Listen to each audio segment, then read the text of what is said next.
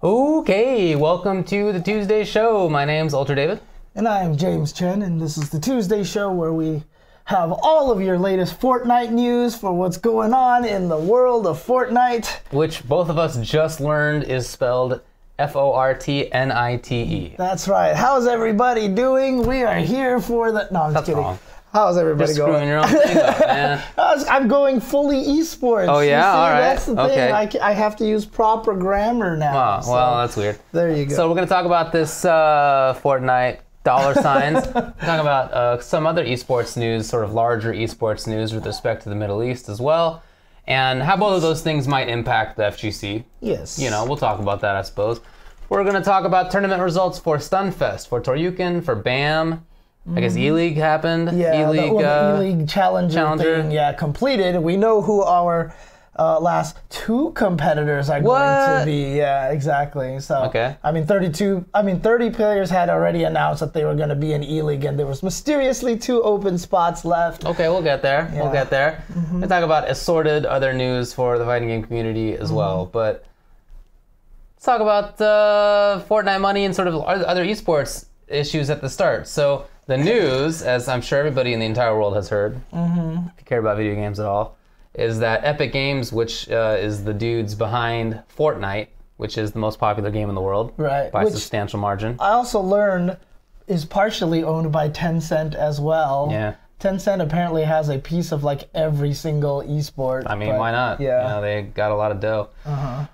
Anyway, they're going to be providing 100 million American dollar dues to esports when it comes to Fortnite. Now, there's not that much in the way of additional details, like how is it going to be spread? How's it split up? You know, which events are they running the tournaments? Is it other people running the tournaments? Like, what the deal is exactly? It's not really known yet. It's not like, hey, is there going to be premier events that we're giving money to? You know, et cetera, et cetera. I mean, like, obviously, it's a very different situation for them anyway. They don't have as many established sort of community majors, right? It's not really the same kind of thing. Fortnite itself is, the Battle Royale mode anyway, is not that old, right? It's like this year, or maybe late last year, I don't remember exactly, but it's not that old.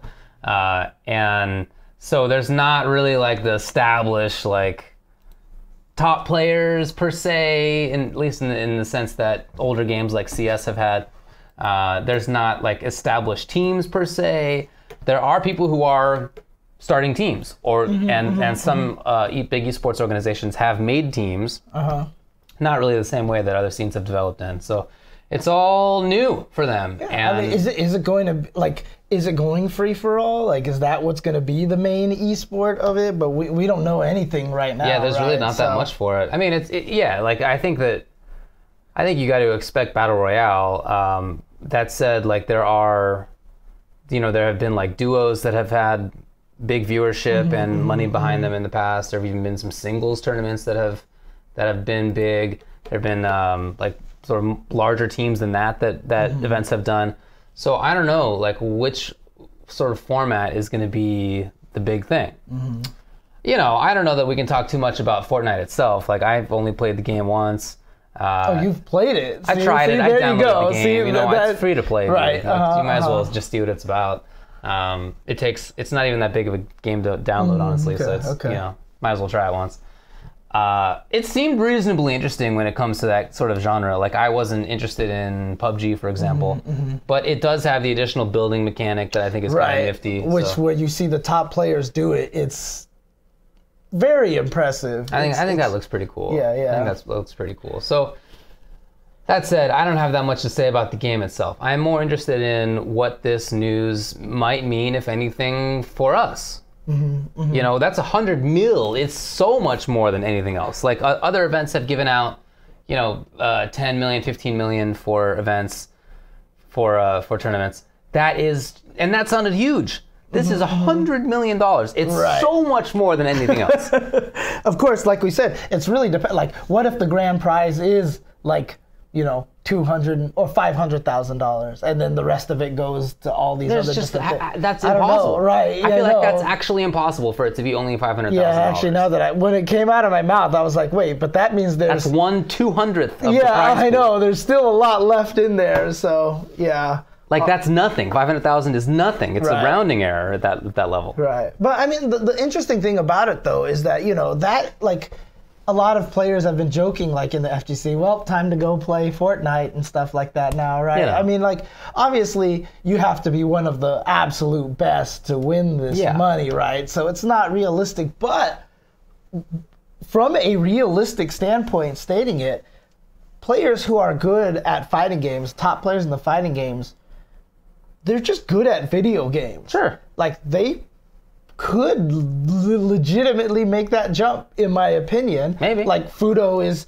one of the greatest at the gun strata game in the arcades, right? You've heard all these stories before where it's like, I forgot who it was. There's like a fighting game player who's like one of the best at a rhythm game, and Right. There's all these little things like that. Players are, when they're good at games, they're good at games. Sure. Right? So there legit could happen. So I don't know. Do you really think how many? I mean, I'm not even saying FGC players to get into other esports. I'm talking about any good players to get into any other field. It's just when you're a good video game player, you're a good video game player, which is why even like speedrunners, for example, can speedrun multiple games. Well, I think that their skills are probably more transferable among.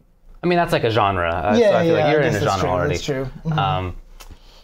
I don't know, buddy. Like, my philosophy when it comes to even FGC events, right? Like, if there's 100 people entering an event, probably less top level skill than 1,000 people, just probably. And fighting games are definitely less played than other esports. Right, so right. I feel like it's probably unlikely that fighting game players are the most talented overall Well, they're not. gamers. They're not. But the temptation for them to realistically think I could be good enough to make money could be enough to pull them away. That's the point. Oh, maybe That's the point. maybe pull them away. Sure. Right. Yeah. Not saying that they're going to go and win, but obviously there's like only this percentage is going to win that money. So realistically, there's no reason to go there. But for fighting game players who are good, there might actually be a realistic enough of a chance. I just don't see it, dude. Like, right, yeah. Not realistically, but a player could be fooled into thinking. Well, that may be true. Right. But that said, I mean, think back to not that long ago when the Overwatch League was starting up. A lot of players in FGC, just like everybody else, were playing Overwatch. Right. A lot of people played it and still play it. And some of them did, in fact, make it like into pretty high rankings and stuff. I don't think any of them got onto an Overwatch squad, as far as I know. Instead, most of the players who got onto Overwatch squads were from existing shooters that were previous. Some of them actually were from, there's like a League of Legends guy who got in. There's like a couple of instances of things like that, but it's pretty rare. I feel like it would be probably the same for Fortnite. You may be right that people would be tempted, sort of tempted, and in the same way that some were tempted by Overwatch League, but very few of the sort of high level, well known fighting game players even spent that much to we're really trying to get into Overwatch League, right? Yeah. Some of them were playing the game, but it wasn't like that. Yeah, nobody's really tried. Yeah, right? not like in that sense. Some other players who are good fighting game players, but maybe not like the top level. They actually, those are the guys I'm talking about who ended up being like pretty high ranked in Overwatch, but also did not make teams anyway. So I feel like that's probably the same sort of deal when it comes to Fortnite. Maybe some players would be sucked away into it, but when it comes to the top level players, I just really don't see any of them leaving what they're currently doing. I'm sure that many of them will and have been play it sort of for fun, because it's fun. I get it. You probably have a better point here, that a lot of the top players probably have less of a reason to leave because they've already put so much effort into fighting games and they're so good in there. Yeah. But some of the players who are those gatekeepers, the ones who don't make the money in fighting games, maybe they are actually pretty decent at first-person shooters. Could be. Maybe they're not as good at fighting games because they're spending too much time playing first-person shooters. Definitely. Right? That's definitely true for some people, for sure. So, the threat of losing any top players to that is probably very unlikely. I think that's unlikely. And but the threat of losing maybe some of the mid-tier players may be a possibility because they're not winning in fighting games already, right? Yeah. So, if you're Meta RD, you know, like, and you're like, hey, Yeah, I just won Capcom Cup. yeah. Why would you want to go to Fortnite? That's ridiculous, you Of know, course, kind of thing. of course. So, Folks are talking about some history with FGC players and getting into esports. For example, Marn did have a League of Legends team, and Claky D, who was a good Street Fighter 4 player, ended up transitioning and being in that League of Legends team. After that, he was on another League of Legends team, and now he is, like, he was an observer in League of Legends for Riot, and now he's working for Riot in higher capacity than that. So he does have that progression. I don't know that I can think of that many more players, if anybody. Grims actually was one that was mentioned. There you go. Grims was sure. Great Killer Instinct player, and moved on to, I guess it's PUBG. I don't know what game he moved on to. Yeah, I knew it was one of the battle royale. PUBG sounds right, because I remember hearing that a while ago. I think before Fortnite really blew up, so it was probably PUBG. He has like a big Twitch viewership, and he's So if anybody, maybe he could make a transition into Fortnite. I know that Godspeed is on a Fortnite team. Yeah, that's right. Or maybe it's PUBG. Now I don't recall, but he's on a battle royale team. So it's not like there's nobody who's playing it and trying to do well. I mean, even someone like many. There's an old MVC2 player named Ronald Liu who actually became one of the best poker players. Like, he's a prolific poker player. There's Havad Khan, sure. You know, Havad Khan made top final table in the World Series of Poker, kind of things like that. Sure. Know? So there's Smart definitely players. a lot of ability to transition between things like that. So apparently Chris G is super high ranked in League of Legends, and I know some other players who are the same. So anyway, I mean, fighting game players play other games too, just like everybody does. Most players aren't just playing one game only. Many of us have different genres that we also care about. I feel like most of us have a different genre that we also care about. So, it's not. Some players will play it and are playing it. I just don't think that it is likely that any fighting game players join a Fortnite pro level Fortnite team. Maybe one or two, but I just can't imagine there's many more than that. That's very funny. What's that? Fnatic. Oh yeah. Fnatic, who's of course a Marvel player, Marvel 2, Marvel 3. And there's also a team Fnatic, but it's spelled FNATIQ. Right. And the worst thing about it was when Perfect Legend was sponsored by Fnatic. Yeah. I kept calling him Fnatic. Whoa. And like everyone was like, "Man, you're racist, James." Oh, that's funny, dude. I was like, no, I swear.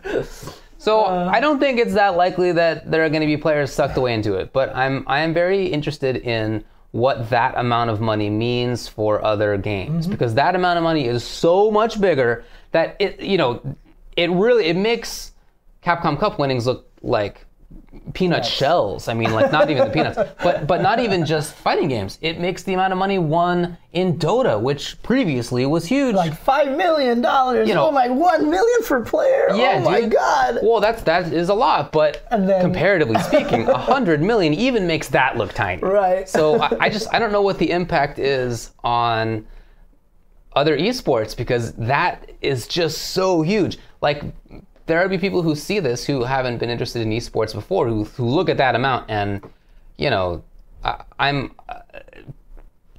don't even know what the repercussions will be. Will there be hucksters who get in because they see an absurd amount of money? Right, exactly. I mean, or on the other side, will there be much more professionalization because there's so much money that now we all have to take this super seriously?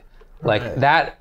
If somebody were to win $20,000 at a Street Fighter tournament, that's something that I feel you got to take seriously.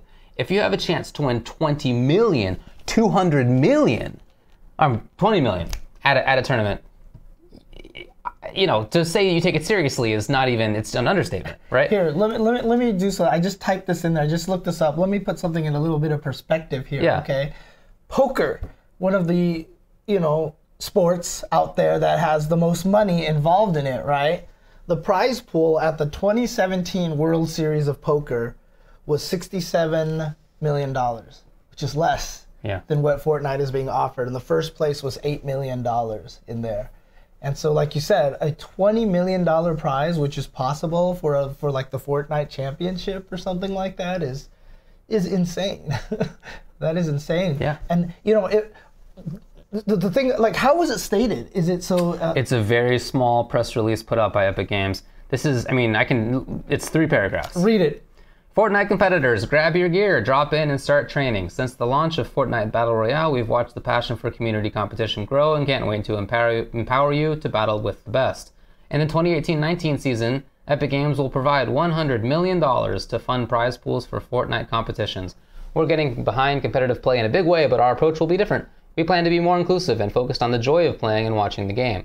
Stay tuned for more details about competitive structures and eligible platforms in the weeks ahead. That's the whole thing. $100 million to fund the prize pool. Yeah, right. It almost feels like that could also mean they could use part of that money to run tournaments, because that's technically funding a prize. I don't know. No.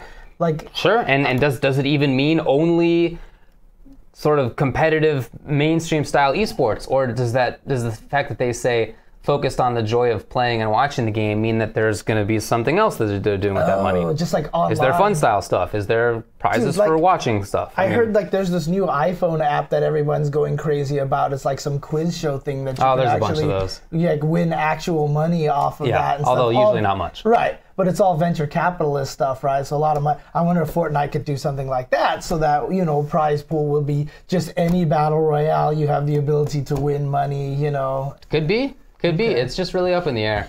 But I don't know, man. I'd love to be more. I've been trying to think about this all day since I heard about this. I just don't know whether it means that there's going to be more hucksters or more professionalization, because I really feel like both routes are reasonable when looking at that kind of money. Right.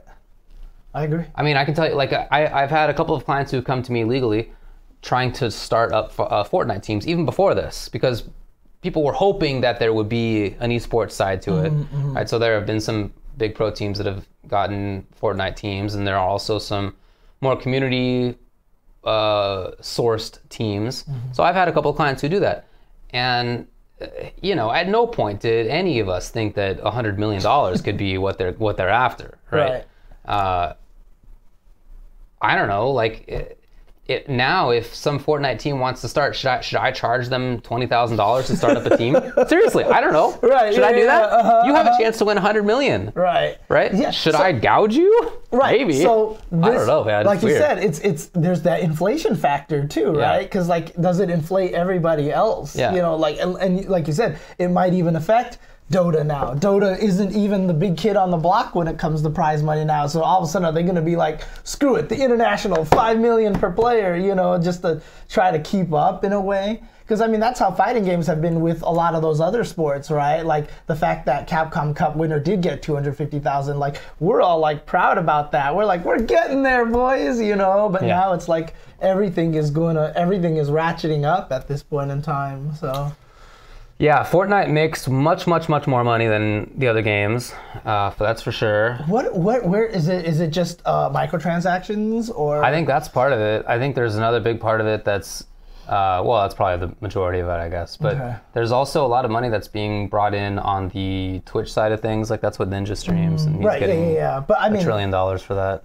But that money is not going to Epic Games. I don't think so, but I'm sure that Epic can look at that amount of money and sell ad space against whatever's coming up next. Some people are saying that they sell skins. Oh yeah, because they have all the crazy skins. Like they just had the Avengers tie-in skin. Yeah. I saw someone doing artwork like for Mortal Kombat themed skins and stuff like that. I heard it's going to be Scorpion.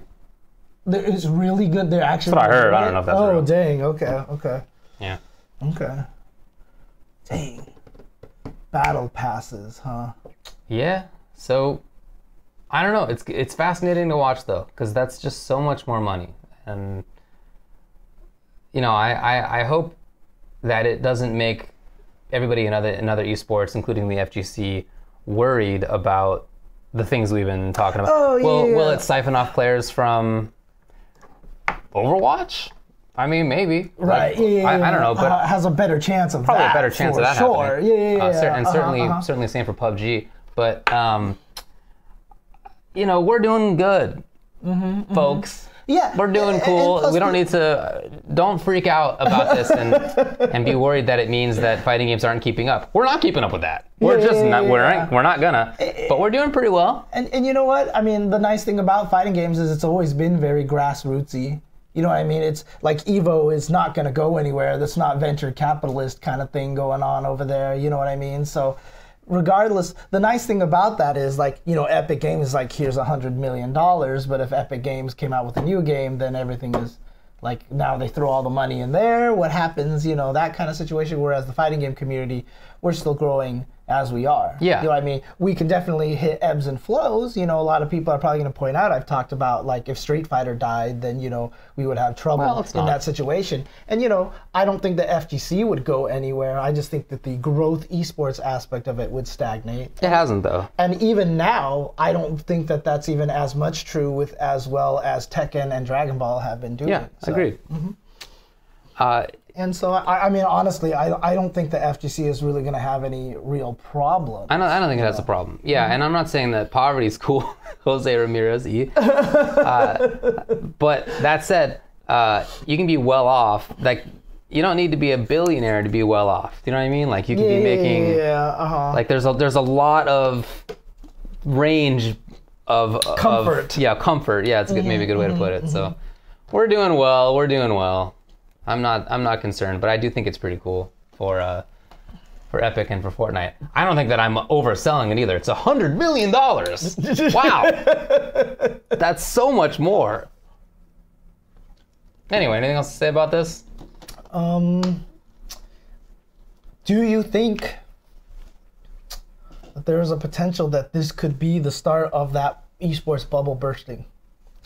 Oh, that's an interesting question, I guess. Yeah. Like, they're putting a lot of money into this, and then what if it fails? Well, you know, the rumors are that they're making hundreds of millions per month. Right. I don't know if that's been officially released, but that's what I've read in the past.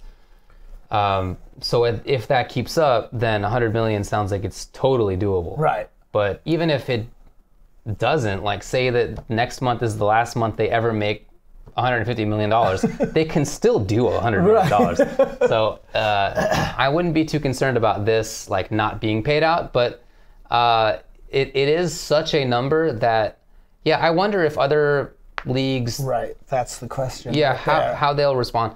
I guess I'm worried anyway, as I've said, about the NBA 2K League. Yeah. Which had like 10,000 when it was first starting in viewership, and now it's at 2,000, and that is just not what they were hoping for. Clearly, I mean they're paying players like 30,000 for 6 months, and they have a bunch of players, and they had invested a lot of advertising into it, and it's a very top-down model for sure.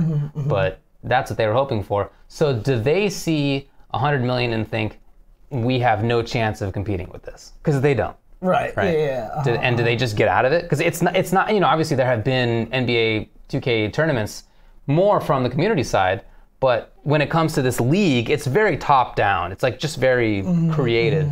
So would that continue to be funded if they know that there's just no way that they're going to get $100 million or anything like it? Right.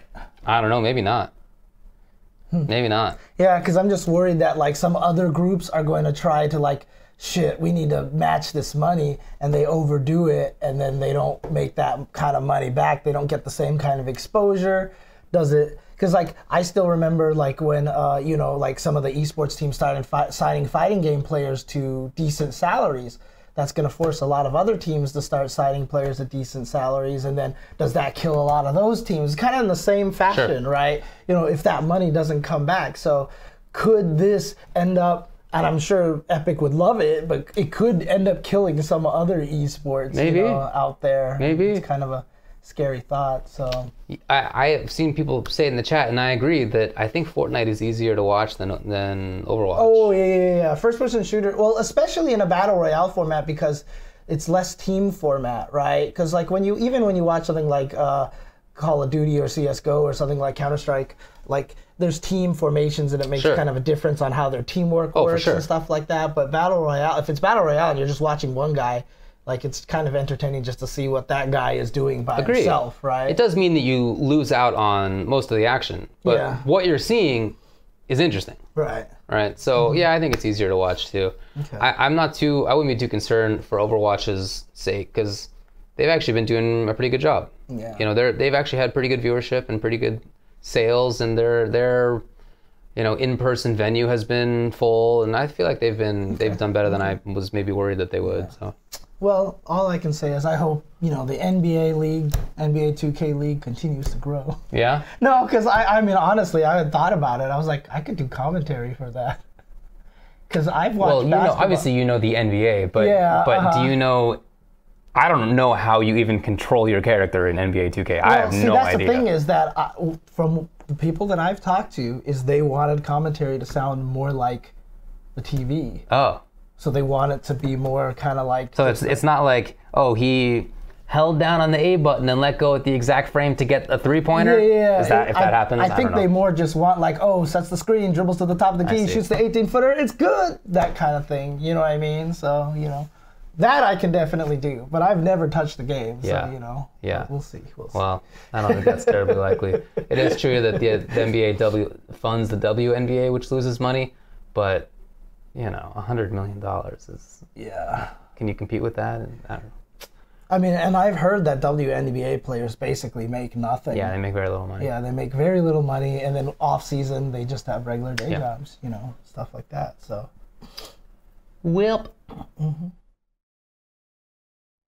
All right, anything else to say here? Are we good? Yep, I think we're good. So there's also some interesting news that I just briefly wanted to touch on because it's sort of similar in what I want to say about it, I guess. Okay. That the Arab Esports Federation has begun, and it is a cooperation, it's a partnership between 11 countries, let me see, which are Algeria, Bahrain, Egypt, Jordan, Lebanon, Morocco, Oman, Saudi Arabia, Libya, Tunisia, and the United Arab Emirates. So that's a bunch of countries across North Africa and the Middle East. It's a pretty good geographical region. And it's, countries in very different economies and cultures and stuff. And it's interesting because, we did hear, if you recall, at EVO Japan, Prince Faisal bin Bandar bin Sultan Al Saud of Saudi Arabia. Good job. He was there. Yes. I remember Markman posting up a tweet about meeting with him. I didn't meet him myself. But so we know that he's interested in esports, but we don't know anything else about the people involved with this as far as I know. Maybe if anybody does, please let me know. I tried to do some research, but they signed a 25-year exclusive agreement with that's a wild number. Absolutely wild number. You don't even have to say who they've signed Anybody. it with. That's already a crazy number right there. Signing a 25-year agreement for anything. Is crazy. Anything. Okay. If it was with the most well-known esports group in the world, you'd think, really? Right. Right? But instead it's with Global Esport Resources, a global esports strategy, planning, and execution company. I tried to look them up, and there was just a little bit. The first thing I found out about them was from earlier this year, from March. Well, one thing I do want to say, Naughty Senpai talks about the Olympic Games, the athletes there don't make any money, but that's intentional because the athletes are amateurs, technically. It's so. Right. I mean, you're right. It's intentional. It sucks. Right. It definitely sucks. But it is. Yeah. That's the rules, I guess. It's horrible. Anyways, continue. Sorry. That's about it. I mean, there's some more words about it, but it's kind of just whatever. They have 300 million people in the region, and that includes 80 million active gamers, and the shared revenue of the video game industry in the Esports Federation is estimated at $3 billion for 2017. I don't know. It's just kind of venture capitalist type language.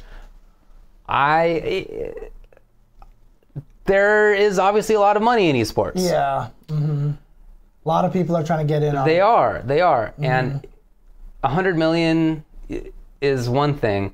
Another thing is a 25-year-long partnership with, as far as I know, unknown people. Right. I don't know everybody, but I know a good chunk of people in the esports industry, and I've never heard of those folks.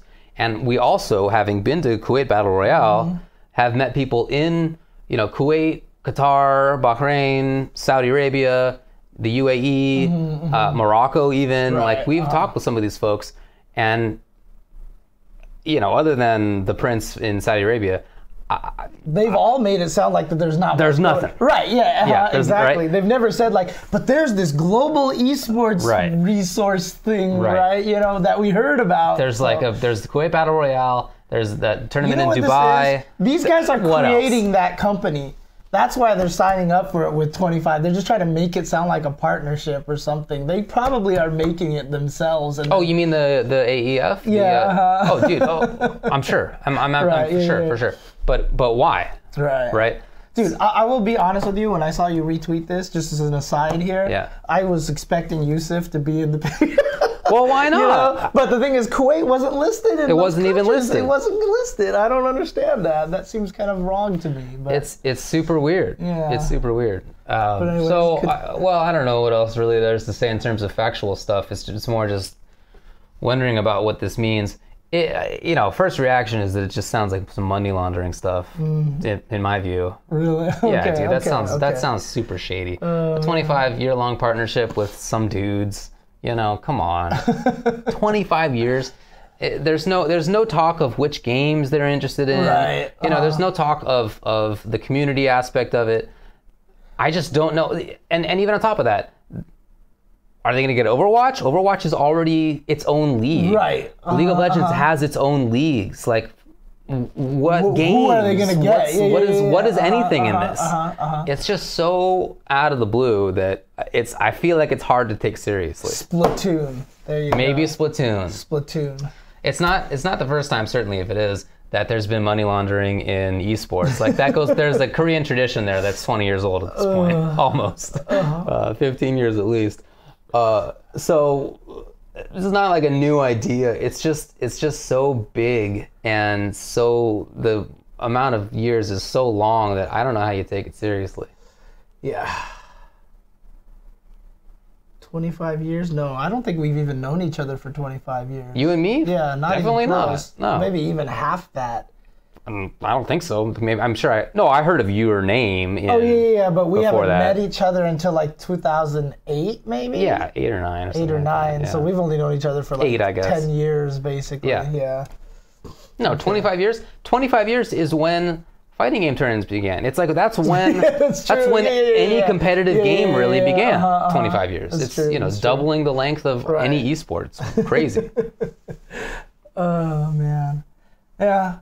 I mean, it's a weird time. Like, esports is growing, but then there's also all of these like, just, I don't want to use the word shady, but like there's just a lot of dark corners that you just got to navigate around through and make sure that you don't get yourself sucked into something that's just that just has no chance of succeeding. You know what I mean? Just by virtue of what they are. Now, do I think that'll happen with the Fortnite stuff? Obviously not, because they're making money hand over fist, basically, right? So they'll be fine, but, Yeah.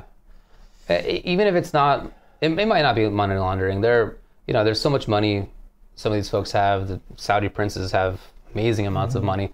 And you see them using it sometimes to do wild projects. And it's like, if it doesn't work out, not that big of a deal. Right. There's more money where that came from.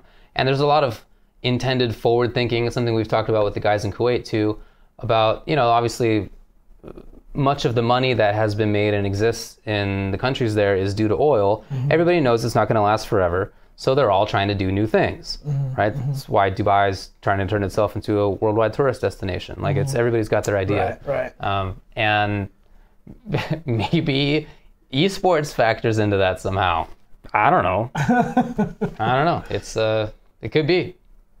But I think it's worrying, and it's in talking about what's the response to $100 million, is it more hucksters or more professionalization? I think this is on the worrying side. Okay. So I mean, the people involved are, you got a Saudi prince, you got some rich people and stuff. That's not like, it's not Triforce or whatever, but it is definitely, I don't know, it's a concern, I guess. I mean, if you find a Triforce with money, I mean that's a concern as well, right? Sure. So Okay. Oh, all right. Well, I don't have anything more to add to that. So if you want to move on to the next topic. Sure. I guess that's it. Okay. Do you want to take a break, or do you just want to jump on to Stunfest? Yeah, let's take a break, I guess. Okay. No problem. So when we come back, we're going to talk about tournament results. Stunfest, BAM, Toryuken. Good stuff that happened this weekend. E-League Challenger. So yeah, so when we come back, we'll be talking about all that stuff. Be right back. And that is a picture of Stunfest. Woo! Ooh, it looked cool. Yeah.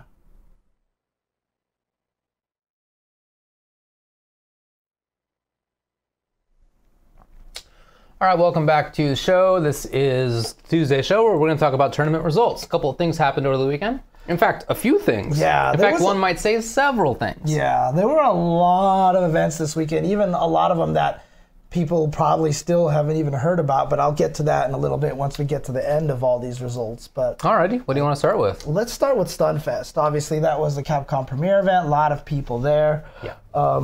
Really big event, and actually a lot of really cool stuff going on there. Hang on a second, I'm just trying to set this up to go over there. There we go. All right.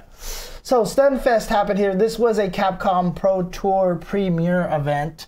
So a lot of players traveled over here. In France. Yeah, in France. Now, there were a lot of players who actually didn't. They went to some of the other events that were going on this weekend, but this was a pretty big one. There was a lot of games there, you know, a lot of the usual suspects there. But let's get into the Street Fighter V here, because that was obviously the main focus here. Did you watch it? Yes, I watched a lot. I tried to watch the top 8. Okay. I will be perfectly honest, it was at 9 a.m. in the morning. So I woke myself at 9 a.m. and it started, and I just passed right out again and woke up and then passed out and just like saw bits and pieces here and there. I did see a lot earlier in the weekend, like a lot of the semis and stuff like that. Okay, cool. So yeah, so I did get to watch a lot of that. It looked like it was really cool. There's a lot of nice production value. I did go back and watch some of the top 8 a little bit. So, but the results that we have here, I mean, just to give you guys an idea of this, is that, like, for example, in 13th place, we had like players like Phenom and Itabashi and Luffy, right, in 13th place. I mean, that's the caliber of competition that was here. In 9th place, we had Dogura, Salty Kid, John Takeuchi, and Fudo in 9th place. But just for the top 8, yeah, I actually did watch a lot of fighting games this weekend. I won't even say Street Fighter V. Cool. So 7th place is Fudo Haitani, you know, Fudo Haitani, using mostly Akuma. And 7th place also Gachikun with Rashid. 5th place was UIUNL, Cammy, fresh off of a ranking event win, and Fnatic Akainu with Guile. He was the only European player that made top 8, European or American player. He was the only non-Eastern player that made it in the top 8. 4th place was CYG BST Daigo Umahara with Guile. 3rd place, Oil King, UIU Oil King with Rashid. 2nd place, PG Infiltration with Manat. And 1st place, Fudo Fujimura, formerly Yukadon, with Ibuki. Coming from loser's bracket. In fact, he started in loser's bracket. And He started top 8 in losers bracket? I think so, and I don't think he lost a single game. Wow. Which means, yes, he 6-0'd Infiltration in losers finals. That's the only match of this that I saw, because I went back this morning and was going to watch it on YouTube, but the way that Capcom Fighters had its YouTube structured, the first video that I clicked on was the grand finals. Oh, you went back. Then I was just like, well, all right. I know what happens, I guess. Right. So then I watched it, and yeah, it was a drubbing. It was a blow-up. Like, I think Infiltration took 3-4 rounds the whole time. Like, it was a blow-up. And it's funny because of the way Fujimura played, now all of a sudden you got all these people talking about, God, Ibuki is so good. I mean, it's the standard fighting game reaction here, but honestly, I personally didn't really think she ever fell that far out. I thought she was maybe number 6, number 7. And a lot of the credit, honestly, does go to Fujimura. Of course. I mean, he is just a fantastic player, right? He's pretty much one of the best. Oh, there's no doubt. In fact, I feel like if you talk about who are the most successful Street Fighter V players, Yukadon / Fujimura is probably top 5. Because, you know, this is somebody who got very far at EVO, somebody who has won multiple premieres, somebody who makes top 8s consistently, yet another Premier win. He's done it with 2 different characters. I really feel like he's probably among the most successful. Yeah, he won 2 premieres in a row last consecutively. year. Yeah, and so, yeah, really, really strong player. But let me see. I think, this one had 1 Akuma in there. Because a lot of people have been talking about Akuma as being one of the best characters in the game. And I hadn't really been believing it. But I think it was that BAM, actually, that had like 3 Akumas in top 8. So we'll get to that in just a little bit. But, yeah, Fujimura, super dominant. Infiltration, obviously, really, really good, strong player here. What I'm surprised right here, I'm looking through the list here, not even in top 13, not even in the top 16 was RB. And he actually sent NL to losers with Zeku. Right. So he's actually been playing Zeku recently. That makes sense. It seems like an RB thing to do. Yeah, he was actually putting Zeku kind of on the map a little bit, and his Zeku was actually really fun to watch. Towards the end, he was switching to Abigail, I think it was. No, was it Abigail or... I forgot. He was switching away from Zeku a little bit, but he was playing Zeku and doing well with him. So. Okay. And you know, Sanford just won an NLBC with Zeku as well, so you know, he's still not a top character or anything like that. But you know, he's definitely in there. And I'll tell you one thing, he's a lot of fun to watch now. He is fun, yeah. Because just like RB had 1 round ending combo that was just like transform. It was cool to see. So yeah, he's basically what I wanted Vega to be when Vega came out. Constantly switching. Exactly. Anyway, I see there's no Americans in top 16. Nope. No, not at all. All right, then we move on. Dragon Ball Fighters. 7th place was NY Chris G with Bardock, Trunks, and Vegeta. And 7th place was also Echo Fox Momochi. So Momochi was there. He wasn't anywhere in top 16. Yeah. With A Gohan, Bardock, and Goku. 5th place was Echo Fox Punk with 2 teams of Cell, Trunks, and Vegeta or Goku Black, as well as Ponosmoke with Kid Buu, Cell, Trunks. 4th place DGP Kazunoko with Kid Buu, Adult Gohan, and Yamcha. 3rd place DNG Tachikawa with Kid Buu, Gotenks, and Vegeta.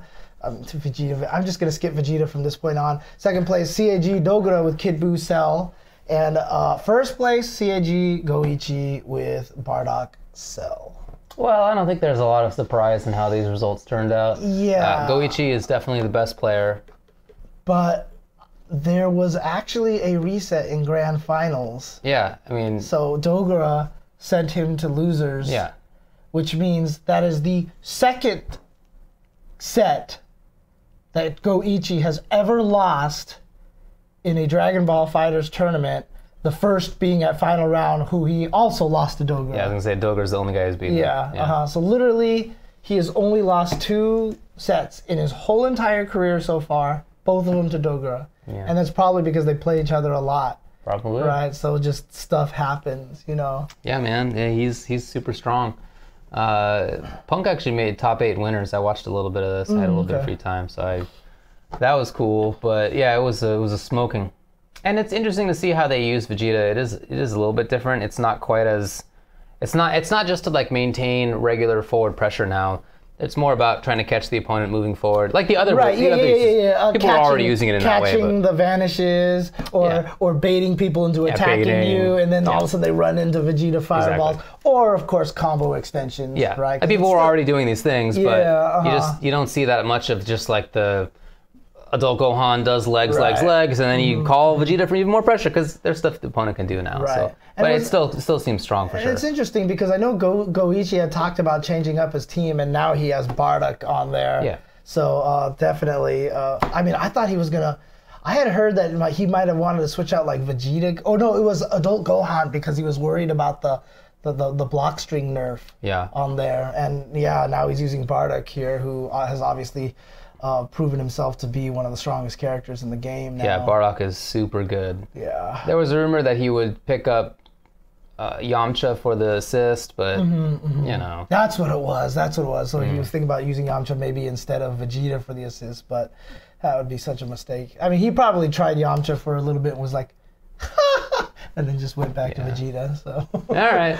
Tekken 7, 3rd place Atlas Bear Punko with Akuma and Geese. 2nd place Genius with Paul. 1st place Goonie with Geese, Bob, Noctis. Most of the players for Tekken probably were in Australia because that was a Masters event. Windjammers was there, won by Pyrotech from Italy. No, I think that means the dudes he uses. You're right.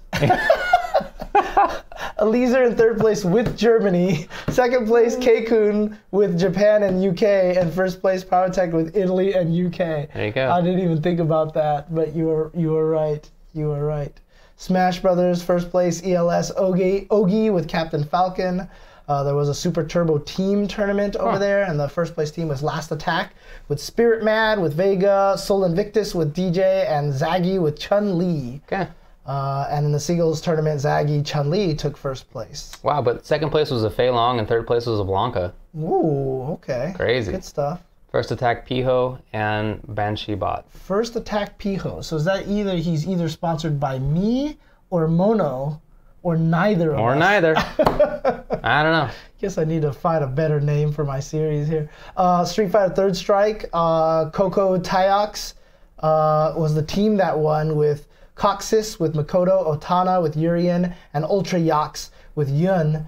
And why is the second place team called Where is Chris G? That's funny. Was he supposed to play on their team and he didn't show up? But that has Storm Kubo with Sean and MOV with Chun-Li on there. Wow, MOV Chun couldn't get the job done by himself, huh? I know, And then right? third place, these guys, Kupo, Makoto, well, I don't know. Billy Kane, Yun, and Mimosa Ken. When I studied abroad in France in 2004, Billy Kane was the guy I wanted to play against because he was the best known French player.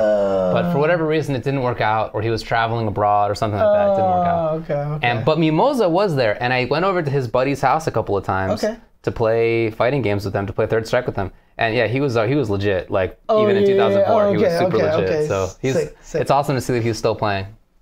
Cool. King of Fighters 14 was won by Xiaohai. Guilty Gear Exert Rev 2 was won by Kazunoko. I like second place was GG Player. Cool. I don't know if that's actually his name or if they just didn't know and they just put the name in there. Then there's Breaker's Revenge and CVS 2, which was won by Punko. He beat Chris G. Nah, I don't know. Is Chris G? I don't know. It's just a funny result to see. MVCI was won by Chris G. Second place was Punk.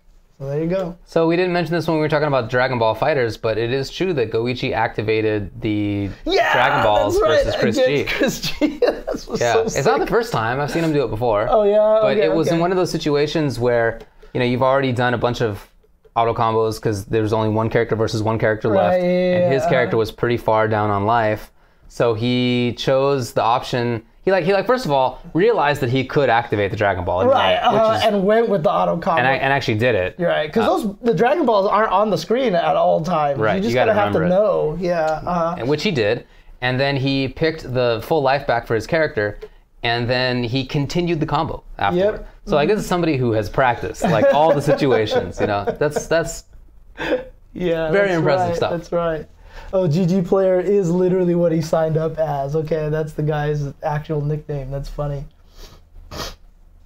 All right. Yeah, him activating the Dragon Balls was awesome. I saw that clip and I was like, what? And you could just see, it's funny because while it's frozen, they pan to the view and you just see Chris G just smiling there. And he's just it was cool. Man. It was cool. Can't do anything to beat this guy, dude. So that was Stunfest over in France, but then there was also Battle Arena Melbourne, which happened in Melbourne. That's right, and Australia. This one was noted because it was a Tekken World Tour Masters event. And so a lot of the guys flew out there, including Markman, Tasty Steve, Rip, and Giuno was flown out there as well, and they all got to do some Tekken commentary in Melbourne. Cool. Melbourne. They were all saying it that way on stream because they were being told. It's definitely closer than Melbourne. Right, for exactly. Sure. Melbourne. So yeah, we'll start with the Tekken results here. Okay. And I watched all of Top 8. Sick, and okay. a ton of the semis and stuff like that. I watched a crap ton of Tekken that was at Melbourne, so at Battle Arena Melbourne. So 7th place, 7 Koreans and 1 Japanese player was going on over here. One of the cool things I should mention about this event too is that the top Australian placer, thanks to a partnership with, I forgot which group it was, but the top place Australian placer in Street Fighter, Smash, Wii U, and in Tekken all got free tickets to EVO. Wow. So that's no small feat. That's a lot of money. so that's actually really cool. We'll get to that in Street Fighter in just a second here. Whoa. Bandwidth problems. Okay, 7th place was Kokoma with Paul and Geist, and NM Gura with Lily and Leo. 5th place was Dimeback with Asuka, and 5th place was Echofax JDCR with Dragunov. It's getting worse. 4th place here was Yamasa Nobi with Dragunov and Steve, so he was the lone Japanese player, and he made it all the way up to 4th place. 3rd place was UIU John Ding with Eddie and Lucky Chloe. 2nd place, Echo Fox Saint with Jack 7 and Eddie, but who hasn't been traveling much. 1st place, Rox Dragon with Rox Dragon Knee with Paul. He also won final round against Saint, so he won the run back. So he hasn't been traveling as much, but he has been dominating at the events that he has been going to. So Saint was actually the one that sent JDCR to losers too, and I remember watching it because JDCR usually beats him, right? But Saint actually took him out this time. But yeah, Nee did it with Paul, and he looked really dominant against Saint. I mean, Saint actually, I didn't even know Saint played any other character at all. Okay. Like, it's listed as Eddie here because in winner's side, he got 3-0'd by Nee. And then when he came back in loser's side, he tried Eddie, and it just didn't work. And then he was like, all right, Jack the rest of the way. And he lost 2 straight with Jack. And so Nee, very, very dominant. So, yeah. Wow, okay. Yeah, that's why Saint was using Eddie. Dude, when he was using Eddie, I was like, he uses Eddie? Yeah, and apparently, like Rip and Mark Ban on commentary were saying he uses a lot of characters. It's just really? Jack is just does the job for him most of the time. So I don't know that much about the game. I'm no expert. But seeing his Jack 7 style, I feel like Eddie is a weird character choice for him, or is that not true? No, I think it's a weird character choice. It doesn't they're so. It's like very different, right? Yeah. Dude, but the craziest thing is, man, like there's something about this game. Like sometimes you'll just see people run up to each other's faces and they just stare at each other for this long period of time. Dude, when Saint and JDCR were playing against each other, they were just periods of time where they ran up to each other and just were like staring at each other in the face for so long. And it always makes me mad because I said this in the at Texas Showdown commentary. I was like, I see that and I get hype and I'm like, man, it'd be cool if I could go up and I try it online and it doesn't work on green rinks. Yeah. It doesn't work on green rinks. No way. Yeah. I had a dream last night that Rip, for some reason, I was playing Tekken with Rip, and Rip was like, have you ever heard of this guy, Paul Phoenix? And I was like, what do you mean? Yeah. And he was like, you should play him. And then my dream ended. I don't know. That's all I got. I'm surprised it didn't include something like boom or something. No, I think, yeah. Oh, man. All right. But I don't know why my dream had him phrasing it like, have you heard of this guy, Paul Phoenix? Yeah. Paul Phoenix. Paul Phoenix, I'll tell you one thing. I mean, I just messed with him recently, learned that character. That character is the hi, I hit you, I feel good character. And, and to be honest with you, he's probably also a little bit kind of a lower execution character, because like all these other characters, like I was learning Dragunov, I'm like, okay, after the screw attack, what am I supposed to do? Okay, you gotta learn like the down forward, I think it's like 3 or 4, into the forward dash, into the cancel, and to do all these things like that, right? With Paul, I was like, what am I supposed to do? Death Fist. Okay, what am I supposed to do? The Death Fist. What about Death Fist? Okay. This is funny because I didn't want to say this because I'm, again, no Tekken expert. And I don't know if my dreams are accurate, okay, with respect to Tekken. But in my dream, Rip told me that I should play Phoenix because he was not a high execution character, and because he watched me play Street Fighter and he was like, you're a barbarian, and so you should play Paul. I guess that's real. That's actually really funny. That's actually really funny. I think that, I mean... I don't have any reason to trust my dream, but maybe it's true. You would probably just enjoy death fisting people all day. Yeah. Okay. Oh, I can see it. That's actually really funny. There you go. Street Fighter V Arcade Edition. By the way, again, that was a Tekken World Tour Masters event, so Roxney won a crap ton more points, so he is I think he was in the leaderboard after final round. Like I said, he hadn't traveled as much. We dropped a little bit to like second place, but he is now comfortably back in first place. So cool. Street Fighter V Arcade Edition, 7th place was VSDS Somniac with M. Bison. And I don't... Long time top player from Australia. I should mention that on Tekken, it is Chand NY was the highest placing Australian player. Okay. So he's made it to EVO. And here in Street Fighter V, Somniac is the highest placing Australian player. So he has a free trip to EVO now. Cool, so man. yeah, like you said, long time player. So that's awesome to see him do that.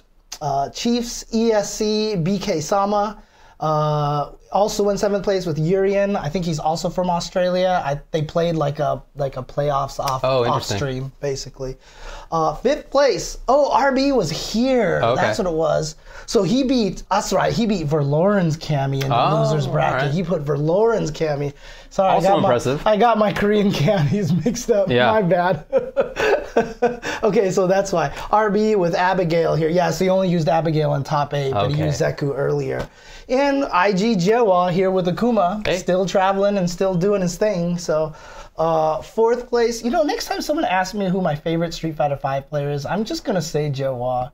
Because that guy's... I mean, and I don't even mean that as a joke. Like, I almost just want to, like, legitimately say that. Cause, I root for him. Yeah, because the effort that he puts in there, man, like, it's so admirable to me. 4th place, Brandon with Akuma. 3rd place, Fersen Verloren with Akuma. Cammy, I'm sorry. Man, I'm messing Verloren up. This thing's working 2nd place, Razor Cien with Ibuki. Oh, yeah, that's right. And 1st place, Echo Fox Tokido with Akuma. And yeah, Tokido's just too good. He's very good. He's just too good. And Cien has even kind of referred to referred to Tokido as kind of like his demon in a weird way. Like, he's like, I can't beat Akuma. I can't beat Tokido. I keep calling him Akuma. Because, I mean, why not? Like, it's like when I used to call Adon Gamer B all the time. But yeah, 3 Akumas here in top 8. That's right. And we've had a 2nd place Ibuki and a 1st place Ibuki. So characters and actually 2 Cammys then in 4th or 3rd place. Right. So, you know, definitely seeing a little bit more of the... I don't know if this is more of the like top tier rearing their ugly head, or if that's just because this is where all the players are migrating towards now, you know. What do you mean? Because, you know, like, well, I mean, Punk did say he's going to stop playing Cammy, but like Punk and, you know, Knuckle-Doo, I almost called him Liquid Knuckle-Doo. Knuckle-Doo are playing Cammy now and stuff like that. Well, Punk said that he is probably going to go back to Karen because he didn't think that Cammy's cutting it for him. Yeah, I don't know. So, but to be honest with you, it's probably more just that those are the strongest characters. Well, they probably are the strongest characters. But you continue to see things like Abigail showing up and Bison and Urian and so forth. So I don't know. I'm not too worried about it. For sure. And Bison, man, this guy's so fun to watch. He's fun. I still want Bison to win an event, dude. I need him to win at least a ranking event or something like that. Did that never happen in SF4, or was there one? I think it finally happened right at the very end. I think it was. Yeah. Dragon Ball Fighters. 7th place was Salty Pete with Kid Buu, Bardock, and Goku Black, and Electribe with Android 16, Trunks, and Teen Gohan. Yeah, there's just not as much. Was he nerfed that badly? I mean, he was nerfed. It is definitely a worse mix-up now without a hard knockdown. Okay. At the same time, you see more things like Bardock and other characters, Kid Buu. You know, well, 5th place not a here, big surprise. There's an Issei here. I don't know if that's the same Issei that I knew from a long time ago, 3rd strike player. But with Cell, Vegeta, Broly, and 5th place was NZFW Tosh with Kid Buu, A Gohan, and Goku. 4th place, Falco with A Gohan, Goku Black, Android 21. Ando in 3rd place with Kid Buu, Trunks, and Tien. 2nd place, Dilo with Teen Gohan, Goku, and Vegeta. And 1st place, Two Bald Baxter with what? Frieza, Android 21, Vegeta. What? Yamcha, Android 21, Vegeta. What? Majin Buu, Yamcha, Vegeta. What? As well as Android 21, Goku, Yamcha. What? I feel like I need to go and watch. Yeah. Like, is Yamcha just going to like die every day? You know, like, and then he just does the work with. Yeah. But then again, he has Majin Buu and Frieza. Yeah, those are some hard characters to play. Majin Buu, Frieza at 21, those are hard characters to use. Right. I don't even just mean in terms of how good they are, but rather like just executionally difficult. So to have all of those and Yamcha, Goku, like that's a wild set of characters to bring in. But I guess if you're strong at all of them, you take the tournament. That's cool. Right. And what's interesting to me is that outside of first and second place, actually, there's no Vegeta. Wow. That's really interesting. All right, yeah, this is maybe one to go back and watch then. Yeah, I'll have to go take a look at this. And I just want to see what Two Bald Baxter was doing. So hopefully these matches get up on YouTube. Otherwise, try the archives for that. So, Baxter was the Australian Marvel God. Oh, sick. According to Wasminator. So, And he mainly used Frieza? Dang, that's sick, that's man. cool. Okay, so What a that set of team, teams. Frieza, Android 21, and Vegeta, that sounds like the more legit team. I guess. I don't know. Because all the other three teams have Yamcha on it. That automatically makes them not legit teams, right? So I think Yamcha sucks because I tried him and I thought he was terrible. But that makes a lot of sense. So. All right, well, we move on. Okay. Smash Brothers Melee. I almost went the wrong way. 7th place was Kets with Peach and SD with Fox. 5th place was MC with Falco and MGC Sora with Fox. 4th place, Rainbow with Peach. 3rd place, VSDS Spud with Marth. 2nd place, Liquid Chudat with Ice Climbers. And 1st place, Alliance Armada with Peach and Fox. So Armada and Chudat making their way all the way out to Australia. That is so far for Armada. Sweden It to Australia? That's I feel like that's got to be like the perihelion for, like, that's got to be the opposite. Yeah. Like more or less What's from... the word that you used? Perihelion? Yeah. I've never heard that word before. Is that the opposite side of the planet, basically? I think so. That's kind of cool word. That's a nice word. I'm pretty sure that's the word. But as soon as I said it, I was like, I'm not sure. Okay. So. But I mean, like... 70% sure. It would definitely be a shorter distance for him to go through the planet. Yeah. Well, it's always going to be a short... But you know what I mean, anyways. Wow. Yeah. Anyway, all right, cool. Okay. Smash Brothers for Wii U. 7th place, Big Snug with Ryu. Duon with Fox and Mario. 5th place, Linoon with Bayonetta. 5th place, Nature Boy with Fox, Donkey Kong, and Mega Man. 4th place, Sreeks with Luigi. 3rd place, True 4 with Shulk, Zero Suit Samus, Bayonetta. 2nd place, Kanga's Ghost with Bayonetta, Zero Suit Samus. And 1st place, getting a ticket to EVO, is VSDS Extra with Mr. Game & Watch. What? Yeah, is he considered good? I'm pretty sure not, but all right. I'm no expert, buddy. It's kind of crazy. Okay. Bam! All right. Well, and like I said, he gets to take that Game & Watch and represent at EVO. So he's the 3rd player who made it all the way over there.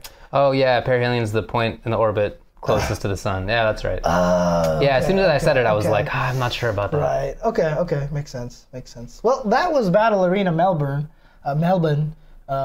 Cool tournament. Good job to them. Looks like it's growing pretty well too. And because I mean, obviously, like Shadowloo Showdown's not there anymore. Right. Yeah. So Battle Arena Melbourne and Oz Hado are the 2 big tournaments there in Australia now. So more power to them. For sure. Also this weekend was Toryuken. More stuff. Toryuken, of course, taking place in Toronto, thus being called Toryuken. Oh, yeah, that's right. Anyway. I just want to pronounce Melbourne properly. It's one of those words that I don't bother trying to get because I'm not gonna get it. Like saying Melbourne, it's not quite what they say. Right. It's almost like trying to pronounce Ryu properly. Like you just can't do it. It's like hard. Ryu. Yeah. Like we just don't have the we just don't have the tongue dexterity to make that pronunciation. Yeah. Okay. All right. Toryuken this weekend. Street Fighter V Arcade Edition, 7th place was TOSF HQ Vast End with Urian and Vega, strong Canadian player. Chirithi, of course. 7th place with Chun-Li. 5th place, Sabor with Urian. 5th place, Flux Waves with Armika Abigail. 4th place, WBG CJ Truth. Dang, sick. I didn't even know he made it all the way out there with Cammy. 3rd place, Knuckledew with Cammy and Guile. 2nd place, Mouse Problem X with M. Bison and Abigail. 1st place, Echo Fox Justin Wong with Mana and Falk. Yeah, that's super cool. Yeah. I did not know that many players were there. I didn't know that many outside players were there. In fact, very interesting that Problem X crossed the ocean to go to this event when he could have just gone to France from the UK. That's true. So, yeah, isn't that... Wait, what? Yeah. Well, there must be... Stunfest was a premiere. This is not. This is a ranking event. So I think that the calculus for him must have been, so many good players are going to go to Stunfest. My time is better spent getting, hopefully winning, but maybe top 2 or 3 at Toryuken. I mean, that's basically what Tokido did, right? Right, that's what Tokido did. He went and got first place over in Battle Arena Melbourne. Yeah. So for sure. Yeah. For sure. Yeah, that's really cool. But yeah, that looks like a good set of players. Also, Flux Waves, when I do Dragon Ball commentary for the Cell Games on Stream.me, that dude shows up and he's really good. Oh, cool. Nice. Okay. Yeah. I've definitely seen him play in Canada before. Good player. Yeah. Oh, there you go. Yep, there you go. In Dragon Ball Fighters, 7th place is Furzen MG with Cell Kid Buu Goku Black, and Vast End, as I mentioned earlier, TOSF HQ Vast End with Hit Goku Black and Adult Gohan. So he got 7th place in 2 games. Wow, 2 hit sightings? Hold on. Go on. 5th place SK. 3 hits? Oh, I can't believe it. Anyway, Gohan, Cell Goku, and 5th place Flux Waves. With Android 21 Hit Goku, Android 21 Broly Goku. 4th place, Art Waltz with GSS, Vegeta, Trunks, and Vegeta. Okay. 3rd place, Van Nguyen, another strong Canadian player I've seen do well in Street Fighter as well. Bardock, Android 21, Vegeta. 2nd place, Teemo with Cell, Bardock, and Vegeta. And 1st place, 1UP Peppery Splash. Strong Guilty Gear Johnny player. Oh, okay. With Goku Black, Hit, and Cell. Oh, wow. Beating Teemo. I can't. There are 3 hits in top 8. Unbelievable. I mean, most of the time, if they're that good, you would say that there's 8 hits in top 8, right? So, if it's a music chart, it's like they're all hits, right? Oh, okay. Yeah, I get it. Okay, anyways. Anyway, that's really cool because I think that character kind of sucks in IMO. Someone said 4 hits? 1, 2, 3. I only see 3, dude. Only 3 hits up there. I don't know. Okay, Tekken 7. 7th place was Fox Fist with Steve. XIT Akudama with Xiaoyu. 5th place MTL Far East Magic with Josie. Papadon with Jack 7. 4th was MTL Very Bad Man with Paul. 3rd place, Mishimized with Kazuya, Devil Jin Jack 7. 2nd place, ITS Mach with Dragonov and Law. 1st place, Circa Joey Fury, nice Paul work. and Jack 7. Cool. Guilty Gear, Exerd, Rev 2. Oh, look at that. Okay, I'll just do the top 4 here. Chachaman with Milia Rage. 3rd place, MTL Rain Time with Raven. 2nd place, AMQQ, Glacial Rain with Leo Whitefang, and 1st place, 1UP Peppery Splash with Johnny. Cool. Remember him making top 8 at Frosty Faustings. So that's where I had watched him a lot. Super Street Fighter 2 Turbo, which is a Tournament Legends of qualifier as well. 7th place was ST Revival Atari with Guile and Vega, and Psycho Chronic with Fei Long in 7th place. 5th place, SMRT. TC Unessential with Chun-Li, and Echo Fox Justin Wong with Old O Sagat. He's kind of slipping here. Yeah, come on, buddy. 4th place, Dogbert with Okan and Ode Sagat. 3rd place, Lord Jimmy Bones with Balrog. 2nd place, Chirithi with Chun-Li. And 1st place, JED07 with M. Bison. So JED07 qualifies for the Tournament of Legends. Those are some names that I've heard for many, many, many years. Oh, yeah. Oh, yeah. Psycho Chronic going back forever.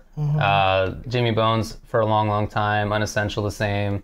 Atari relatively new, but he's been actually getting top 8 at most of these events. I didn't know he played Vega. Oh, actually, I might have seen him. I didn't know he played Vega either. I might have seen him use Vega counter pick in some matches or something like that. But he's definitely a mostly Guile character. Yeah. And I can't imagine a character that, Like, who beats up Guile enough that would make you want to switch to a Vega? Maybe Dalsum?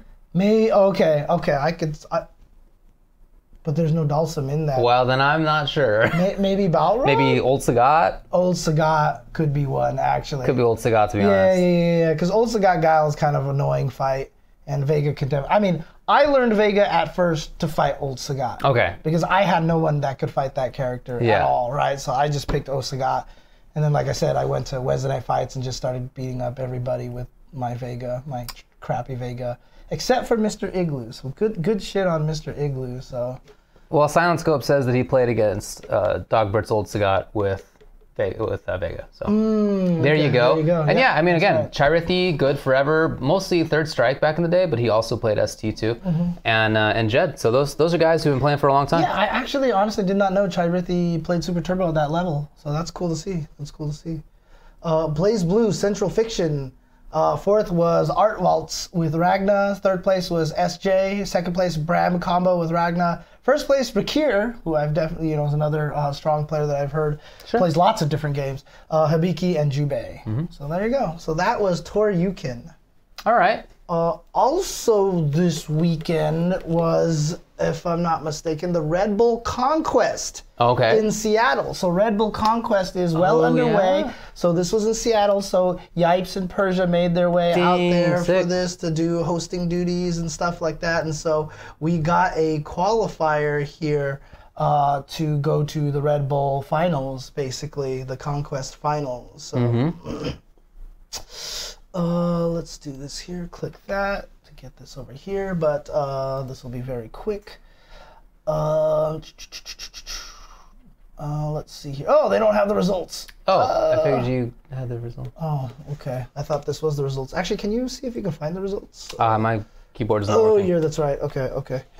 If anybody has the Red Bull Conquest Seattle results, there we go. Let's see.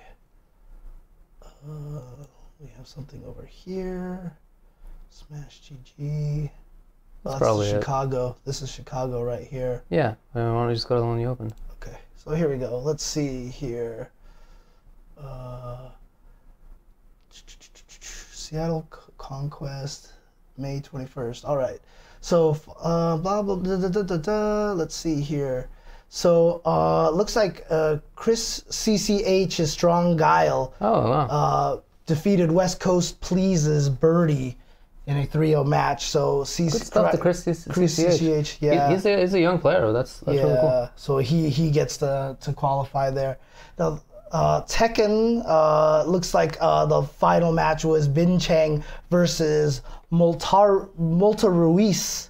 And Bin Cheng was able to defeat him with a score of 3-1. Okay. So Bin Cheng's a Claudio player. And so he's qualified there. And this was an interesting one here. What? In Guilty Gear, Hamad won over Dave O. Wow. But Hamad is from Texas. He lives in Houston. So do you just travel here and just jack somebody's spot? I guess, if it's the same Hamad.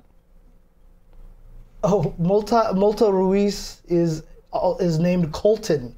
He's known more by Colton, but he forgot his Smash.gg password, so he had to go with a different name. So congrats to those three folks. Yep, so they are qualified for the Red Bull Finals. And Hamad was in Seattle for a job interview. That's hilarious. Well, then if he gets the job, then technically... Yeah, why not? Then it technically makes sense. And then is that it for results? That is it for the results that I have. Let me see if I can find something really quick, if you don't mind. I'm going to see if I can find this really quick. But what also happened this weekend, as someone was giving me a lot of information about, was India's first major. Wow. India's first major was taking place this weekend, and he was tweeting me about it. I was retweeting it a lot and stuff like that. I mean, it's an unfortunate situation because it's on the weekend that there was 7,000 other things going on. But he sent me the links and all that stuff like that. I tried to retweet it. I remember some of I saw that their stream had to go down because there was a health emergency that was going on over there or something like that. But it's really cool because they really haven't had any big majors over there. And so do they actually have the results here? But the event was called, they called it Proving Grounds themselves. Okay. Right? So that's what Red Bull has called their events before. Yeah. But there you go. So it's the Proving Grounds Bangalore 2018. Yeah, I don't have the results here, but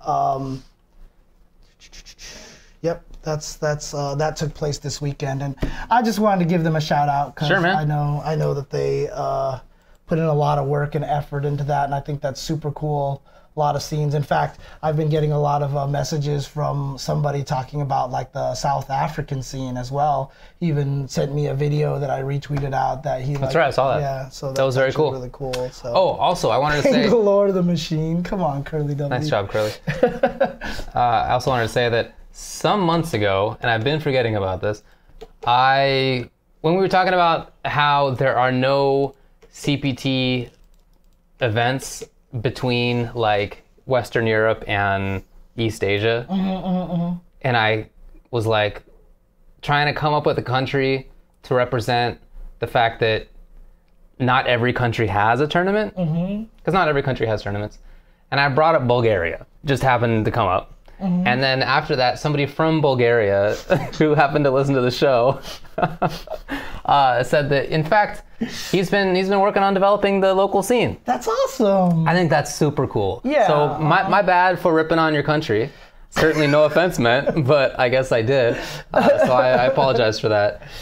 But that's super cool though that you're working on things out there and hoping that you can develop the scene. Yeah, looking for good things over there. It's just like I said, so that's kind of one of the reasons why I wanted to shout out this India tournament and also mention the South African tournament. It's cool to see that this kind of thing growing all over the place and stuff. And I know India had a little bit of a mention before because at one of the players that was at the event was B3, the guy who made it to Brooklyn Beatdown. Remember, he won the invite there. Sure. And so, we were talking about the India FGC at that time too. But this is, it might not be the first major there, but this is like the first like large scale. According to the guy who talked to me about it, it could just be, trying to play down some of the other ones. I don't know, but obviously it's cool to see that the India FGC is definitely for sure. There's a lot of players there, getting stronger. So. Yeah, but there's nobody playing fighting games in Turkmenistan. Just gonna put that out there. Look, if you're sick of somebody from Turkmenistan came to me on Twitter and was like, "David, how dare you?" Nobody. I like your odds right now. Yeah, I'm just picking a country. Odds. Yeah. I like your odds. Okay, that's all I have for results. Antarctica, true. Yeah, got to imagine. Antarctica is got to be the one that's got nothing there. So especially the way that Canuck62 phrased it. Antarctica doesn't have a great fighting scene. So they're not saying that nobody plays fighting games there. They're just saying it's not a great scene, which is definitely true. I don't know. I heard some of those penguins are pretty good. Dang. They're all Elena players though, because they have very happy feet. Wow, what a call out. But it is true. That's not actually a country. Yes, that's true. All right. Well, anything else? E-League Challenger happened. That's right. The E-League Challenger. It's happened a while ago, but we just found out the results of this. And JB won the event, but there was a last chance event, which they all got to compete in again.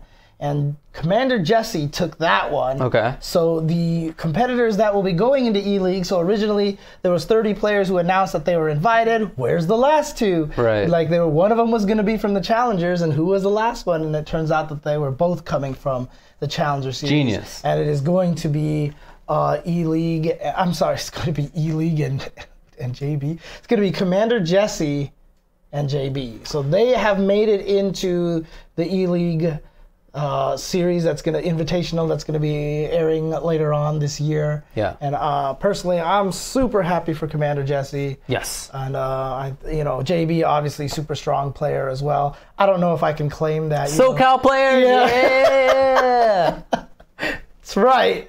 SoCal players. SoCal. That is really cool though. They were probably the two best players on the show. So I think it's cool that I didn't really watch it, but I'm glad that stupid shenanigans didn't get in the way. You know, like when Justin didn't win whatever WCG because he couldn't drive a car. Well, and he couldn't climb a rock face or whatever. Well, not only could he drive a car, he also couldn't drive a car with his feet either, which was one of the tasks that they had to do. Like later on, they had to play a racing game, but control the steering wheel with their feet. And they did a lot of shenanigans things like that. It's horrible. Like one of them, they had to play a shooter through a mirror, and stuff like that. They did a lot of that kind of stuff. So. That's so stupid. Still, the greatest thing about that, Justin crashing into the thing when he was driving the actual car. Yeah. Now, they blacked out the window and put a camera on top of the car, so you had to play it like it was a racing game, basically.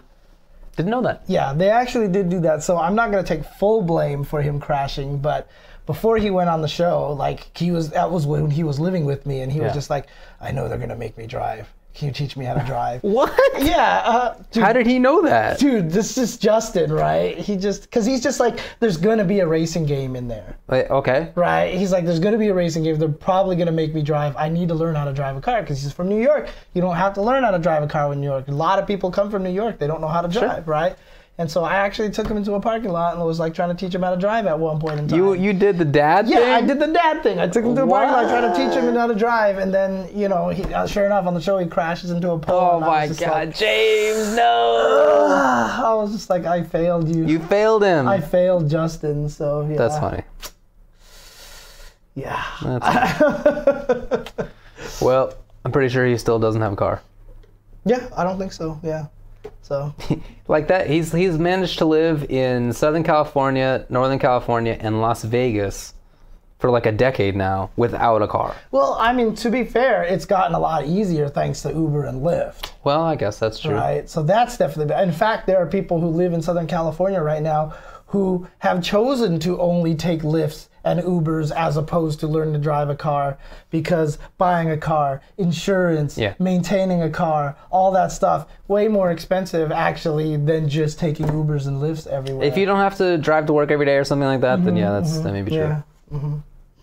So there you go. All right. Do you want to take a break or just want to keep? Yeah, let's do it. Well, I don't know. How much news and stuff do you have? Average, yeah, decent amount. All right, let's take a break. Okay, and then when we come back, we'll finish out with the FGC news. All right, be right back, guys. Oops, wrong side. There we go. Totes.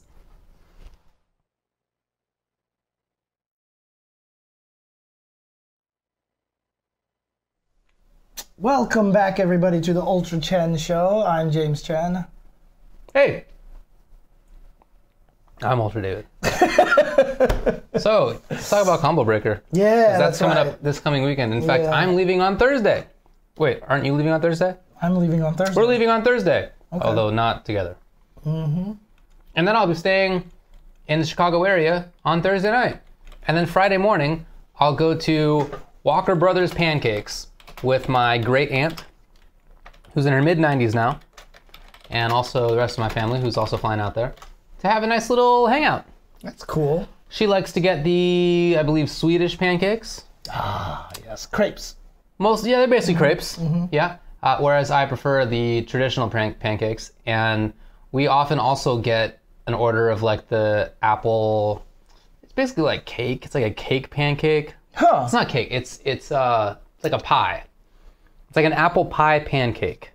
That sounds amazing. It's really good, but it's like so much that we buy one for the table. Oh, yeah, okay. And you can have like a piece or two. Right, okay. I mean, Walker that sounds Brothers. like Chicago style, right? Like when you eat I pizza, suppose that's you true. can only have one slice of pizza, so. I suppose that's true. So anyway, that's what I'm looking forward to when it comes to Combo Breaker. Yeah, that's it. That's all. But also the fighting game tournament's also going to be occurring. Yes. Combo Breaker, of course, has basically catapulted itself in a very short time to becoming one of the premier fighting game events in the world. Absolutely in the world. It is a lot of players' favorite events to go to. Obviously, EVO is the biggest event, but Combo Breaker still maintains a lot of that grassroots feel. It does. To it. And, for the longest time, it was always EVO and CEO. Now, this year, CEO is kind of stepping up big time, with the NJPW stuff crossover stuff. And the big arena. And the big arena. But Combo Breaker has always, has now kind of gotten to its point where, like, when people do ask me the question, I can go to a fighting game event. I can't make it to EVO. What should I go to? My answer is always Combo Breaker these days. Yep. And it is just become one of the go-to places. And one of the key phrases that you hear from a lot of people that talk about this event a lot of times is how much fun it is. Yes. It's just a lot of fun. They have the cool things like the mystery game tournament, the auction. Dude, they're stepping up the auction stuff this year. They've got like 5 auction games and stuff. So, but, you know, there's just a lot of fun stuff here. And, of course, it's going to be the start of the Injustice Pro Series. It's going to be a Tekken World Tour Master Series. It's a Capcom Pro Tour Premier event. So it's just pretty much like the place to go for everything. Everybody is, you know, taking Combo Breaker as one of the premier locations for any of your pro tours out there. So, and it might even be the location that MK11 is announced. Who knows? If there's rumors about that. During the break, people were talking about that. Yeah. So, yeah, and since it is so big, there are giant tournaments. But, you know, so there's Street Fighter, Dragon Ball has 700 plus entrants. There are giant events. But anyway, they're playing Mortal Kombat 9 there. And that I'm really stoked for that. I mean, the last time I checked, Combo Breaker had about like 700 and some, and Street Fighter had like 600. You mean DBFZ had 700? DBFZ, yeah. And I can tell you exactly how many because I got the old Smash GG up. 739. Yeah. For Street Fighter 5, 676. About 10% more players playing Dragon Ball than Street Fighter. So Tekken 7 has 473. Guilty Gear Xrd Rev 2 has 337. Injustice 2 has 221. Under Night and Birth EXE Latest has 164. Yes. That is cool. Killer Instinct has 140. Also awesome. Blaze Blue Central Fiction has 139. Smash Bros. Wii U 116. Skullgirls Second Encore 131. That's cool. Mystery Game is capped at 128. Probably would have been Gigantor. Right, yeah, of course. Marvel vs. Capcom Infinite 127. That's cool. Mortal Kombat XL 123. The King of Fighters 14 113. Vampire Savior 111. Awesome. I'm so hyped about Super Street Fighter 2 Turbo also 111. Dang. It's probably the same people playing. yeah. Super Smash Bros. Melee 94. Street Fighter 3 Third Strike 101. So there's not a single game there that's under 100. Oh yeah. Mortal Kombat 9 74. Oh, you were skipping that, I see. Well, it was just that's down the list. Okay. That's all. I'm really excited for a lot of these tournaments to happen.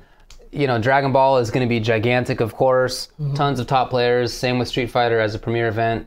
It's super packed. Tekken will be packed. A lot of these games will be really packed. But I'm just really excited for Mortal Kombat 9, honestly. Like that might be the game that I'm looking forward to most because I haven't seen it played at a high level in a while. I miss it. I know that I don't remember the specifics of it despite how many hours I put into that game. But I've been going back and I re-downloaded it for Steam. And I've been just messing around in training mode trying to remember stuff. I've been watching old match footage. And it's been really fun to catch up on it. Yeah. You know? And Chicago was definitely one of the hotbeds of that scene. Yeah. Continues to be for Injustice games, for NRS games.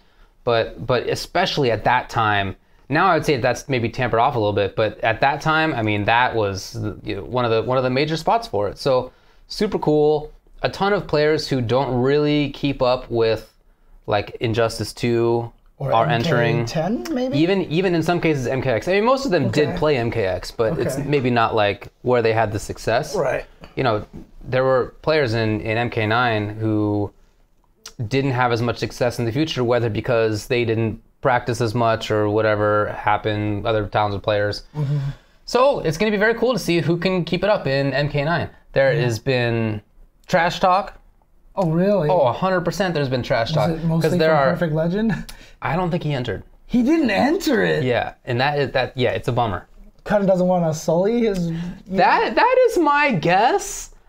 that he feels like he proved it all back in the day, and he knows he's not. Nobody's playing it seriously now. Right, but, yeah. You know, he knows he's not. I gotta think that that's part of it. Okay. Yeah, but no, I mean, if you go through and check out the brackets, there are 4 pools, and each one of them is packed. Like there are, you know, players. Like just look out. Well, people aren't even gonna know the names anymore, so I guess I won't bother. But I'm really excited for Pool 3, which has Tom Brady, and also. You know, Rick is in there, the Hotto's in there. Star Charger, Sabin, who was really good in MK9. Yeah, that's right. Rip actually was really good in MK9. That's right. PND Mustard is in there. Dang. Gun Show is in there. All these pools are like this. Dang, that's crazy. Yeah, Waffles is in there. Dude, whenever a game gets to this point, this is what pools are always like.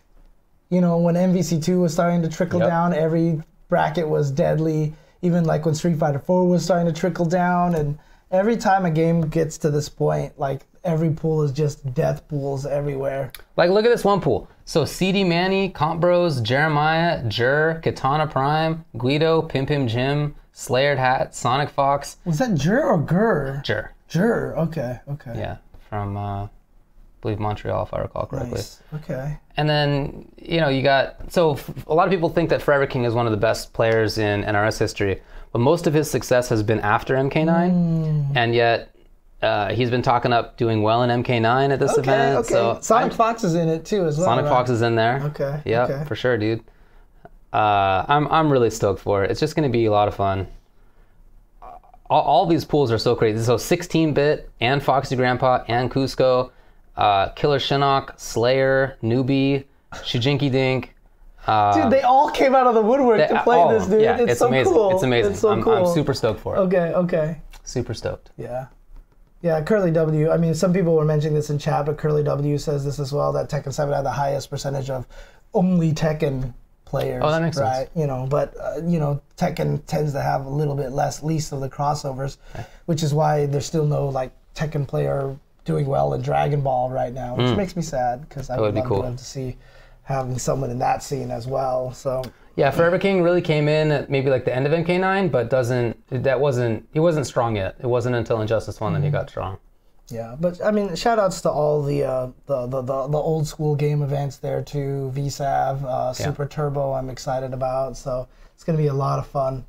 I'm not scheduled to do any Mortal Kombat 9 commentary, only Street Fighter 5.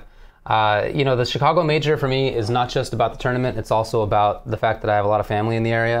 And so like I said, I'm going to go hang out at Walker Brothers on Friday. I have only one commentary block on Friday. Oh, interesting. You know, which I really appreciate, because I'm there not just to do fighting games, but also to see family, which is my one chance a year to do it. So as a result, I didn't even put my name in to commentate other games. Okay, cool.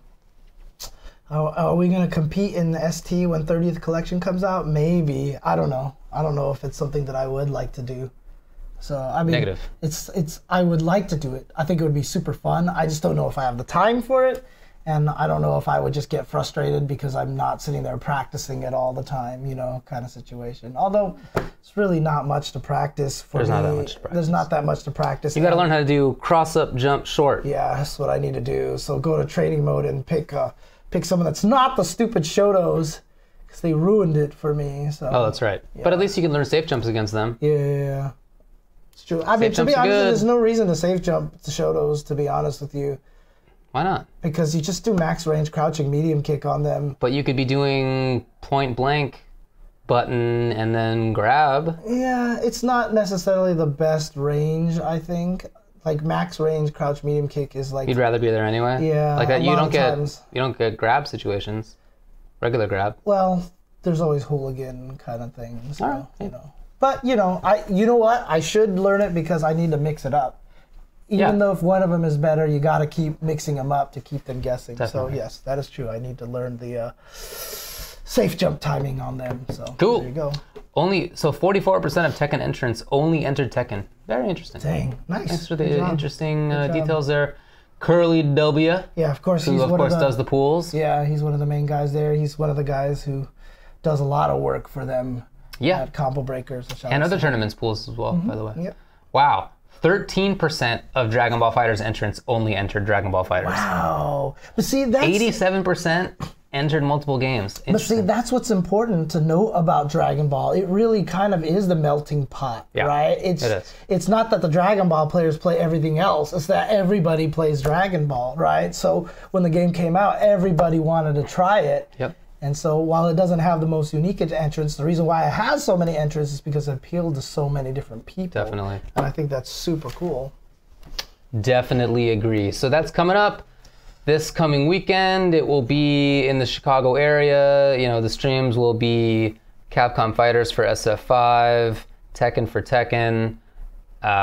Is it Team Spooky for the others? I believe so, but let me know. I mean, look, the real answer is follow Ace King Offsuit on Twitter. Yeah. And he'll throw out the schedules, and he always does a great job, although he said that he was having a particularly difficult time trying to put out Combo Breaker's schedule. I bet. On one graphic. Yes, and we did mention that Tekken is a Masters event for Tekken World Tour. Street Fighter is a premier event, and it is also the start of the Injustice Pro Series. Oh yeah, so that means Injustice should be on NetherRealm. Oh, that's right. That's right. Yes, that's correct. That's correct. So. Cool, man. There's a lot of stuff going on. 21% of VSAV entrants only entered VSAV. So more percentage of VSAV players are there only for VSAV. That's the highest.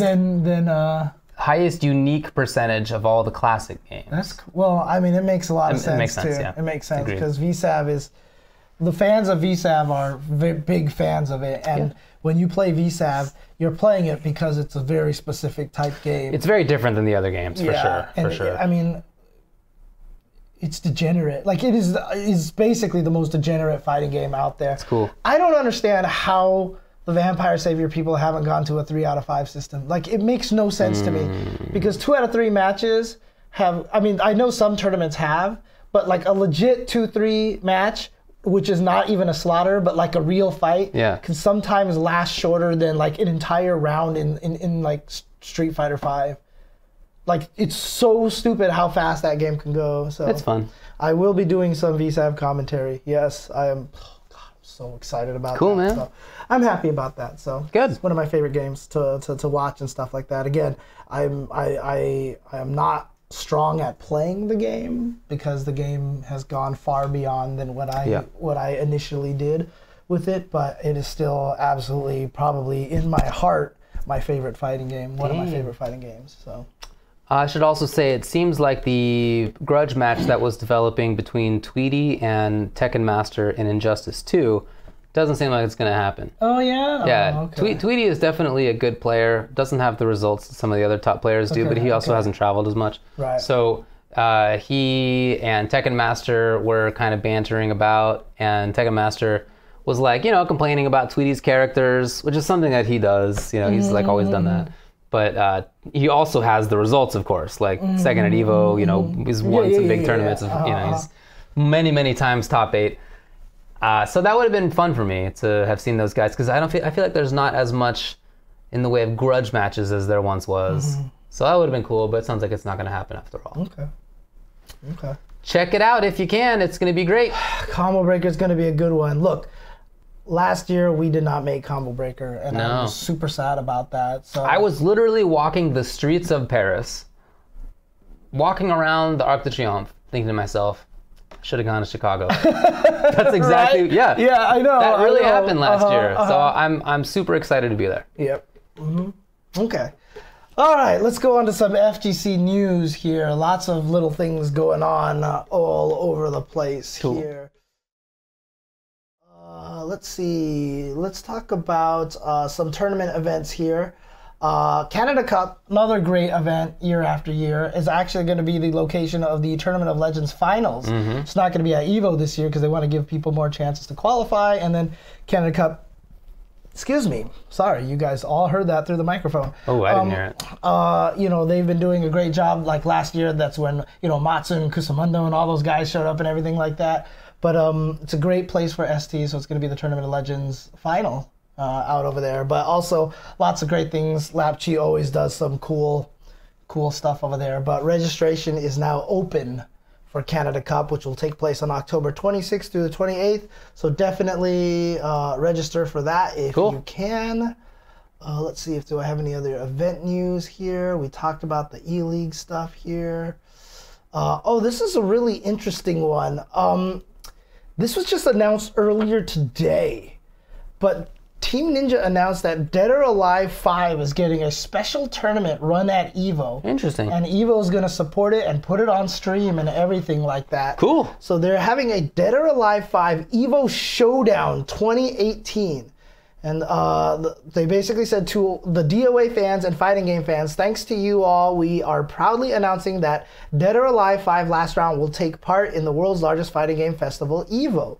5 years have passed since the DOA 5 series started. It's been played by more than 10 million gamers. Dang. Meanwhile, the DOA community has expanded to become larger than ever before. To proceed to the next stage, Okay. interesting, Okay. we announced the end of the DOA 5 series in December. But to my surprise, the God of Fighting Games has given us another chance to let players enjoy this franchise at the event once more. Though it's a side tournament, the fact that DOA is joining EVO itself is key and something which we have been longing for over 10 years. So I hope you will join and enjoy the show. Wow. So scroll up just a little bit there again. Sure. So too much. There you go. To proceed to the next stage, Yeah. we announced the end of the DOA 5 series. So strongly implying a new game. Right? Uh-huh. Yeah, because, I mean, even when they announced the end of it, it was basically, we're not making any of the new DLC and, you know, we're stopping. Because they have been releasing DLC this whole 5 years. You know, just costumes and then Right. even guest characters. Like, they added Mai in the game at one point. They did in time. Mai? Yeah. So, From KOF? Yeah. So, like, Akira and Pai and, like, Sarah What? Bryant are in the game. Right, those I know. Right, but then they eventually added Mai. Yeah, they put Mai in. I mean, like, come on, that's like the That perfect actually makes fit. total sense, yeah. Perfect fit, right? But, you know, it's like the fact that they're doing this, like, I don't know. Like, I'm not trying to set anybody up for disappointment, but Yeah. this screams Dead or Alive 6 announcement trailer kind of thing. You know? Oh, you think at EVO? Yeah, because a lot of fighting games are using EVO now to announce Yeah, things. sure. I mean, look at last year, dude. sure. Because, I mean, you're not going to get that kind of like when Geese was announced, like the entire stadium almost exploded. I remember. Like I was sitting in the audience Same. and like I was going nuts and people around, like as soon as the first noise came up, like I heard someone in front of me go, Geese, like really loud, and it was, oh man. And you know, to have that kind of reaction from a crowd and have that be your publicity is like, you can't get that anywhere else for That's the fighting best. games.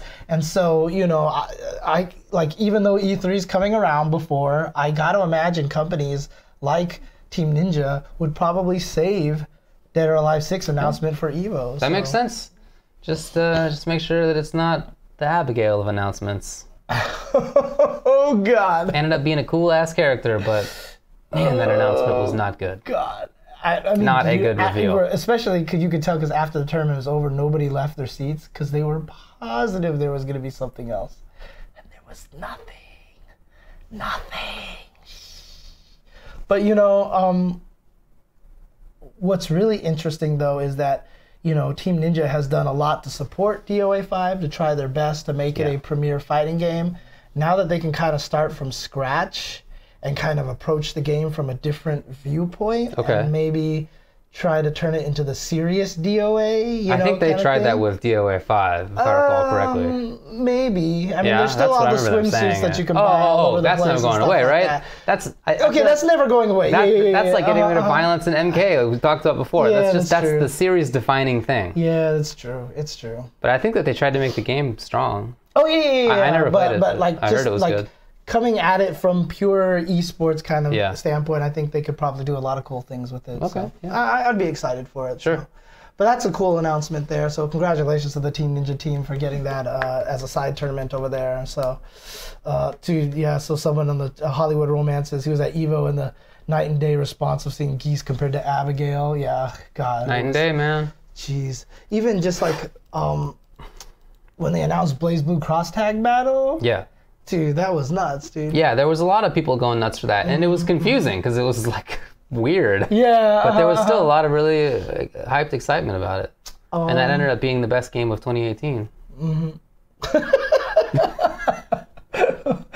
Wow. Someone jumped the gun here.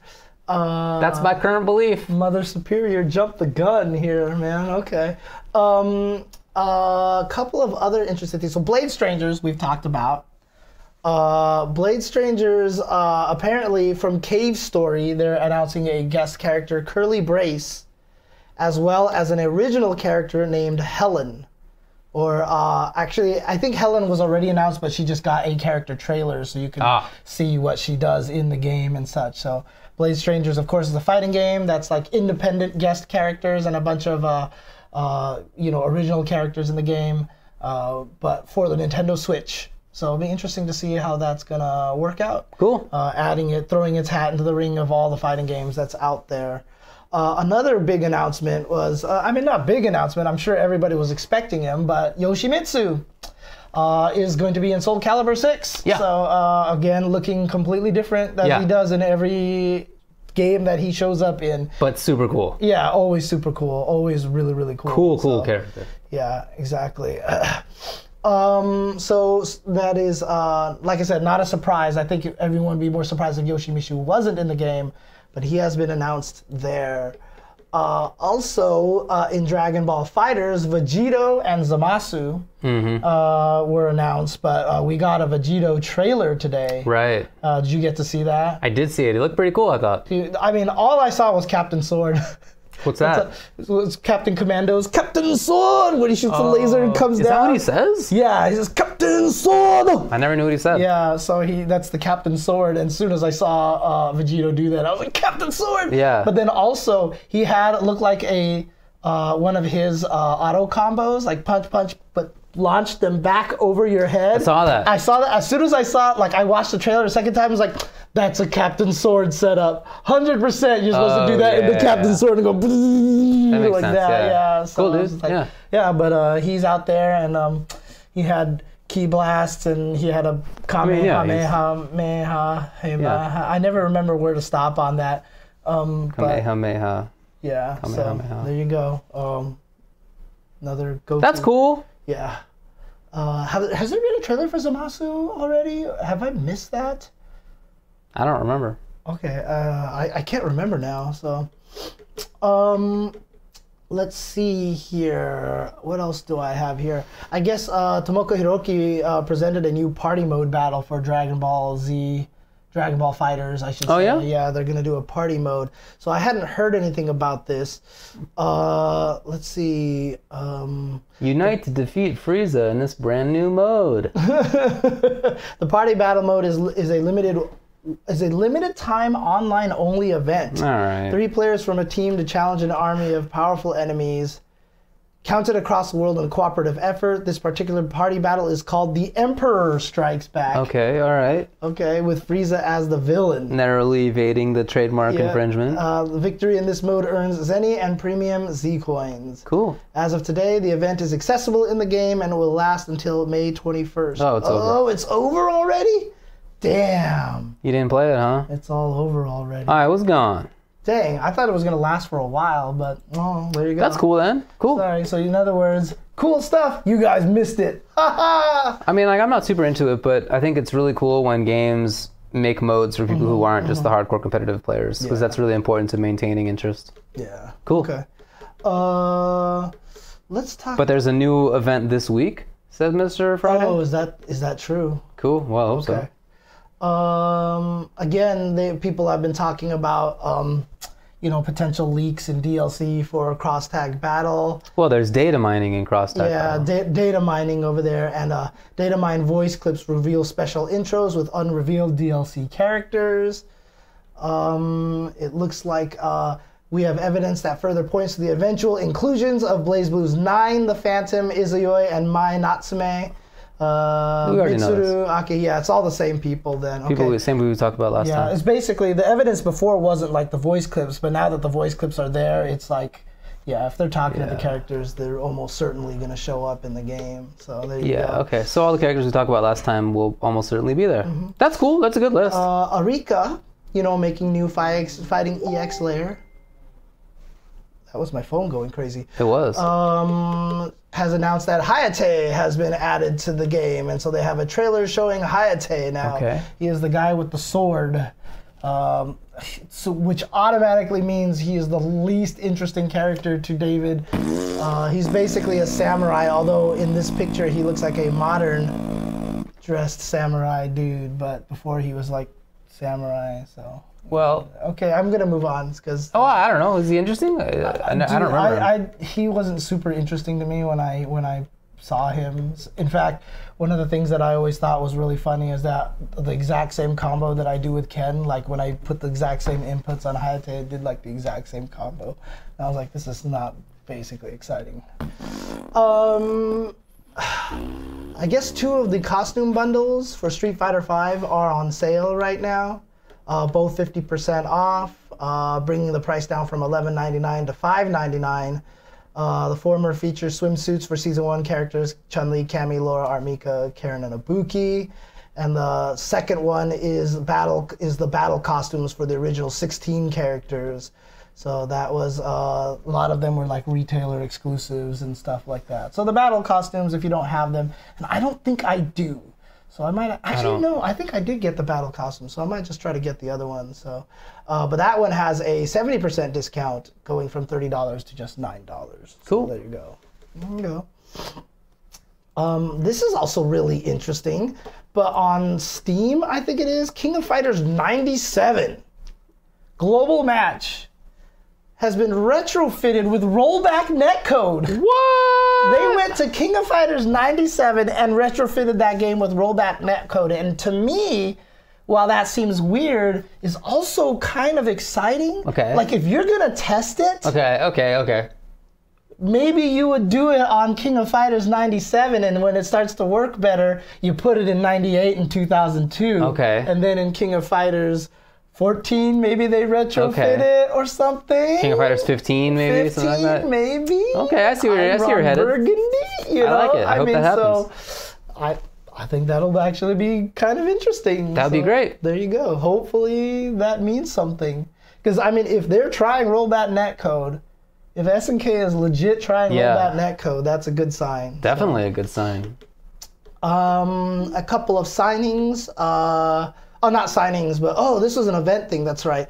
The last 2 players made it into the Summit of Power. Right. And that is Don Yohoshi and Moke have made it. So another Japanese player makes it in there, which I'm kind of happy about, because obviously Dogura and Goichi are already there, but like it's nice to have another Japanese player be included as one of the challengers. Done very well in tournaments. Yeah, he's done really well. Unfortunately, that means a player like Beyond Toxin did not make it. I'm actually kind of sad about that. And so yeah, you can see in the last second he dropped from 2nd to 3rd. So right in the last 30 seconds he fell right out of there. Who jumped up in the last little bit? Does it say? Looks like Yohoshi. Looks like Moke was first in the last like minute. Okay. Or actually in the last 30 seconds.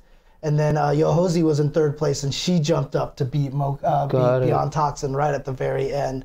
Super Noon comfortably in 4th place the entire time. I think all of his supporters kind of looked at it. He was at 7,000, and everybody else was like at 13,000. So there was just been too much work to catch him up there. What were the final scores between Toxin, Don, and Moke? Moke was at 22,836. Yohoshi was at 21,627, so about 1,100 votes, 1,200 votes separating them. And in 3rd place, Beyond Toxin was at 20,704, so less than 1,000 votes separating them. So it was a neck and neck run right down at the end. And like I said, it's sad because like Super Noon's just sitting there like, all right, no stress at least, right? I guess, yeah. But there you go. So all right, well, Moke and Yohoshi are in. So pretty good list of final players. Yep, the final roster invited players are Sonic Fox, obviously. Actually, let me just do this so I don't have to stare off to the side here. There we go. So invited players are Echo Fox, Sonic Fox, Cyclops Goichi, Cyclops Dogura, Panda Global's Nakio, EG, NY Chris G, GGP Kazunoko, Apology Man. Unsponsored Apology Man. Yep. TSM Team Solo Mid Leffen. And then the NLBC qualifier was NRG Hook Gang God. And the West Coast qualifier was Reynold, And then voted in earlier was Echo Fox the Kill Sage, UIU Cloud 805, Lord Knight, and now voted in were CLN Yohozi and Ponos Moke. The last chance qualifier position is a spot to be filled at Combo Breaker. Oh, interesting. So by next week, we will know the entire list. Oh, okay. So in other words, there's still a chance for everyone to make it, but they have to do it by winning at Combo Breaker. Well, here's what I don't know. Let me know if anybody does. Is that just in the regular Dragon Ball Fighters tournament? Like results? Yeah, tournament results probably. at Combo Breaker? I would imagine so, like the highest already qualified player. Right, okay. I would imagine that's what it is. That's my guess too. But anybody can probably mention that, like if Curly W is still in there. Yeah, bub. Or something like that, so he can let us know. But that's cool. So there you go. All the players except for one left to be determined in the Summit of Power. I think this is a great list.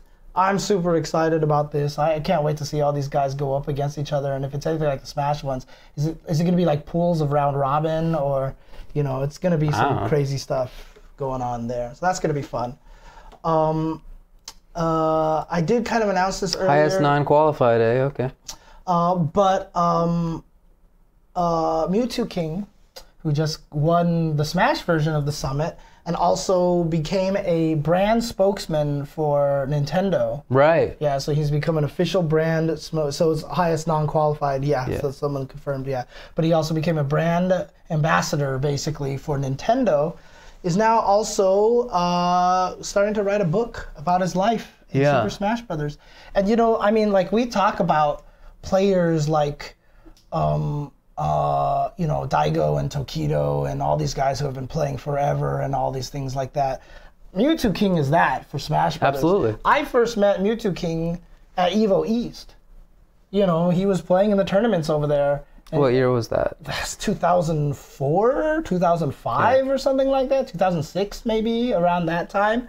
But that's when I first met him, and he was playing Melee back then, and he was one of the top players back then. He was one of the people who did foundational work to make Melee a competitive game. Yeah, exactly. So he's been playing. There was a lot of other players that were all super good. They're not playing anymore. Yeah. Shout outs to Mewtwo King, who's been playing, and he also gives all the new Smash games a shot. He was good in Smash Brawl. He was good in Smash Wii U for a while. So I think this is actually really cool. It'll be really interesting to see. Yeah, and he's had quite a tale when it comes to his competitive and esports career. I want to read the EMP chapters. Seriously, yeah. I mean, he, from being on EMP and having Triforce do whatever with him and whatever happened with that, to being on a few other teams that didn't end up paying out, to landing the big fish spot. Being on Echo Fox. It's just a big. There's a big trend up, and his career is like really one of the emblematic ones of it. Of starting out in not sponsored at all. Nobody was sponsored. There was nothing that didn't exist. To being on like Charlotte and team, to he took all the lumps on the way. I mean, it's like how everyone makes those biopics on like Ray Charles and like Johnny Cash, like years later. Years later, you could do one with Mewtwo King. Be the struggle until he gets signed with Echo Fox and wins the summit. And has his shocked moment, and then the credits roll, right? Yeah, Feel good movie, brings out the tears and stuff like that. So. I mean, I really think it's a good story. Yeah. He's had a really interesting ride. So I'd be very very interested in reading a book that he writes. Okay. I hope that comes out well. And then our good friend High Fight on Twitter. 20K followers now on Twitter, because he's just one of the greatest resources for highlights and to catch you up on what's going on in the fighting game community. He's created his own little site here at highfight.github.io, and you can go there, and he just basically puts up all of his GIFs and stuff like that. We've joked before that we should crowdfund him so that he can store all of his videos somewhere, because it would be great historical thing, and he's basically said that he doesn't want that because he doesn't want to feel like he's making money off of other people's content. I mean, frankly, I think if we could just find, he's talking with some people. There are some people who are like, you know what, here's a way that you can use our database to Okay. store these things. Because if we can just have this compilation of these clips and he labels them and dates them and everything like that, and just as the years go by, we have access to this just for Yeah. historical content, documentary content, you know, career highlights, that kind of thing like that. I think that's super valuable. I would toss into a Patreon or something. Yeah, I think that'd be great. absolutely. So, but he is a great service to our community, in my opinion, even though, yeah, I mean, there are some people out there who might think, oh, he's just stealing other people's I don't content. even But think people say that about him. No, do they? I don't- I haven't seen it. yeah, but and the thing about it is he's so consistent about it, and he's always really good about promoting whatever he's retweeting and stuff. Yeah, like that, he'll you make know? a little GIF of some interesting thing that happened, but then have the link to the actual Twitch stream or YouTube Right, upload. exactly, Like exactly. he does a super good job at that stuff. So if anything, I think he does a better job at highlighting like why you should watch this particular Twitch stream or why you should watch this particular YouTube video. So I think it's great. Yeah, I agree. If you guys want to see the site, it's HiFight, HiFight. It's basically a pun on highlight, right? So Yeah. it's highfight.github.io. So .github, github.io. And there you go. You can go and check that out over there. So just a bunch of GIFs and videos and stuff like that you can go and check out. So, Cool. all right. That is the last bit of FGC news that I have. Alrighty. So that's all I got. Is there something I want to talk about? Shoot. Can't remember now. Thanks for linking that there, Gentle Snow. Oh, yes. There you go. Gentle Snow, of course. You know, someone also tweeted out, you know, something like, you know, for streamers, like, you know, if you want to support a streamer, just promote them and, you know, just support them and blah, blah, blah. And I spent some time writing out a tweet for a lot of the people who support my, you know, my individual channel and everything like that. But, you know, for Ultra Chen TV and everything like that, you know, Gentle Snow has been super supporter of us for a very, very long time. Absolutely right. Basically, like he's basically like our self-appointed moderator of the channel and just does a lot of great work. So shout outs to Gentle Snow, much appreciated, sir, for a lot of the help that you guys do for that. So For sure. Well, anything else going on? not that I can think of. I've had a fascinating look into the world of CSGO over the last few days. Oh, really? Yeah. How did this happen? So you know the guy Sadokist who said the N-word and he like had the hard. Was there another one? No, it's the same. Oh, one. same one. Okay, But okay. it's been a couple of months now, and so he's coming back into streaming into being on a big event again. So I tweeted about how I was like, it's only been 2 months. That seems, I don't forget how I phrased it, but like I'm not super stoked about Oh man, okay. it. And then, well, what's very interesting to me is that James Bardolph, who is black, said that he's the guy who hired Sadokist to come back on. Oh really? Okay. So he responded that to me on that tweet, which is interesting. You know, I haven't talked with James about it, but I'm sure he's got his reasons. And then it's been like really very interesting and like educational, I guess, to see everybody else's response, because it's you know, some people are just like, cool, he deserved a second chance. You know, that's fine. Everybody deserves a second chance. I don't know if 2 months later is like the time, but obviously everybody deserves a second chance at some point. So I'm down with the idea. And then, but it ranges to like super racist. Like, so there's like this, there's this significant, what? There's this very significant like breadth of opinion, you know, but it like starts at second chance, cool, to I don't care, just whoever's the best, to outright obviously racist. and then there's fascinating people in there. Like this one guy responded saying like, well, you know, in Serbia we say that word all the time. It's no big deal. Why does anybody care about this? Somebody who has no insight into the meaning of that word, right? In American completely context. divorced. Yeah, exactly. Like completely divorced from the history of the word. Uses it and feels like it's not a big deal. I think it'd be fascinating to have a conversation with that person about how he perceives. Yeah, like how that even came to be, and I'd love to know what the genesis of that is.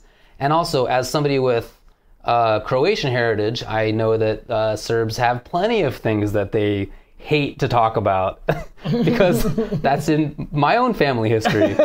So I know that there are things that they take very seriously and would not want to talk about in a very similar way. But he like doesn't, doesn't recognize it or whatever. It's not, exactly. Yeah. So anyway, it's been very interesting.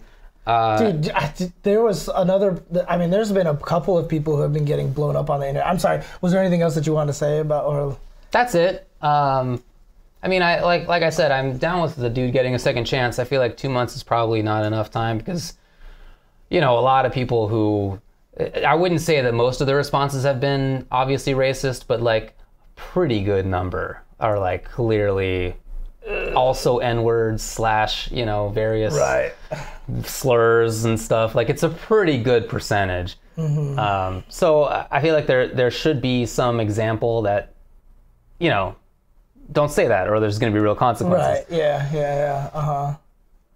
It's a very European esport, and so if somebody in Serbia doesn't get it, like I don't know how to make them get it, or do they need to get it? Because I don't want to like export my American requirements onto somebody in Serbia. Exactly, I don't know. It's very. I mean, it's like I said, if they say it in their country, kind of in a different context, but they have to understand that it's different in the United States. The context is different there, right? So, I mean, it's like you're not going to go around just doing this to everybody all around the world, right? Because in America, this is like A-okay. Yeah. In other places, it's, oh man, it is not. Indeed. It means the opposite of that. In fact, I probably just flipped off a bunch of people from foreign countries on stream right now, so. Yeah. Well, anyway, it's been very interesting. But I'd like to talk with James about why it is that he like hired back Sadicus so fast, but I haven't yet. So. Okay. But did you see that one racist guy who was caught on camera in New York, a part of that law firm? Oh my God, yes. He threw out an apology. Did you see his apology? No. Oh my God. I didn't see his apology. Oh, he's like, I moved to New York because I like the diversity. It was that, like, I'm sorry you were offended kind of thing. And he was like, I'm not a racist, blah, blah, blah. Okay, sure. Even though there's like 3 videos of him clearly being fully racist. Over a period of time, by the way. Like, exactly. It's like over a year or two. You sit there and you read it and you're just like, he's like showing up to other rallies, Right, like and I mean, it's very clear that his career is getting railroaded at this point in time. And so may he get fucked. So there you go. Yeah. But yeah, then there was is super like he's Jewish also, right? Yeah. It's super weird to me that he can like there are still Holocaust survivors. Come on, like learn some lessons. That stuff's not good. Yeah. God. Like, I know it's all a touchy subject, like, so I just don't want to keep talking about it, but there's just other things on the internet where, oh God, someone said like the dumbest thing and it just like blew up and God, I just. You don't want to talk about it, that's cool. I mean, did you? I don't know what you're talking about. Did you read about the guy who was like saying that that was straight white male is becoming the new version of the N-word? Yes, I did.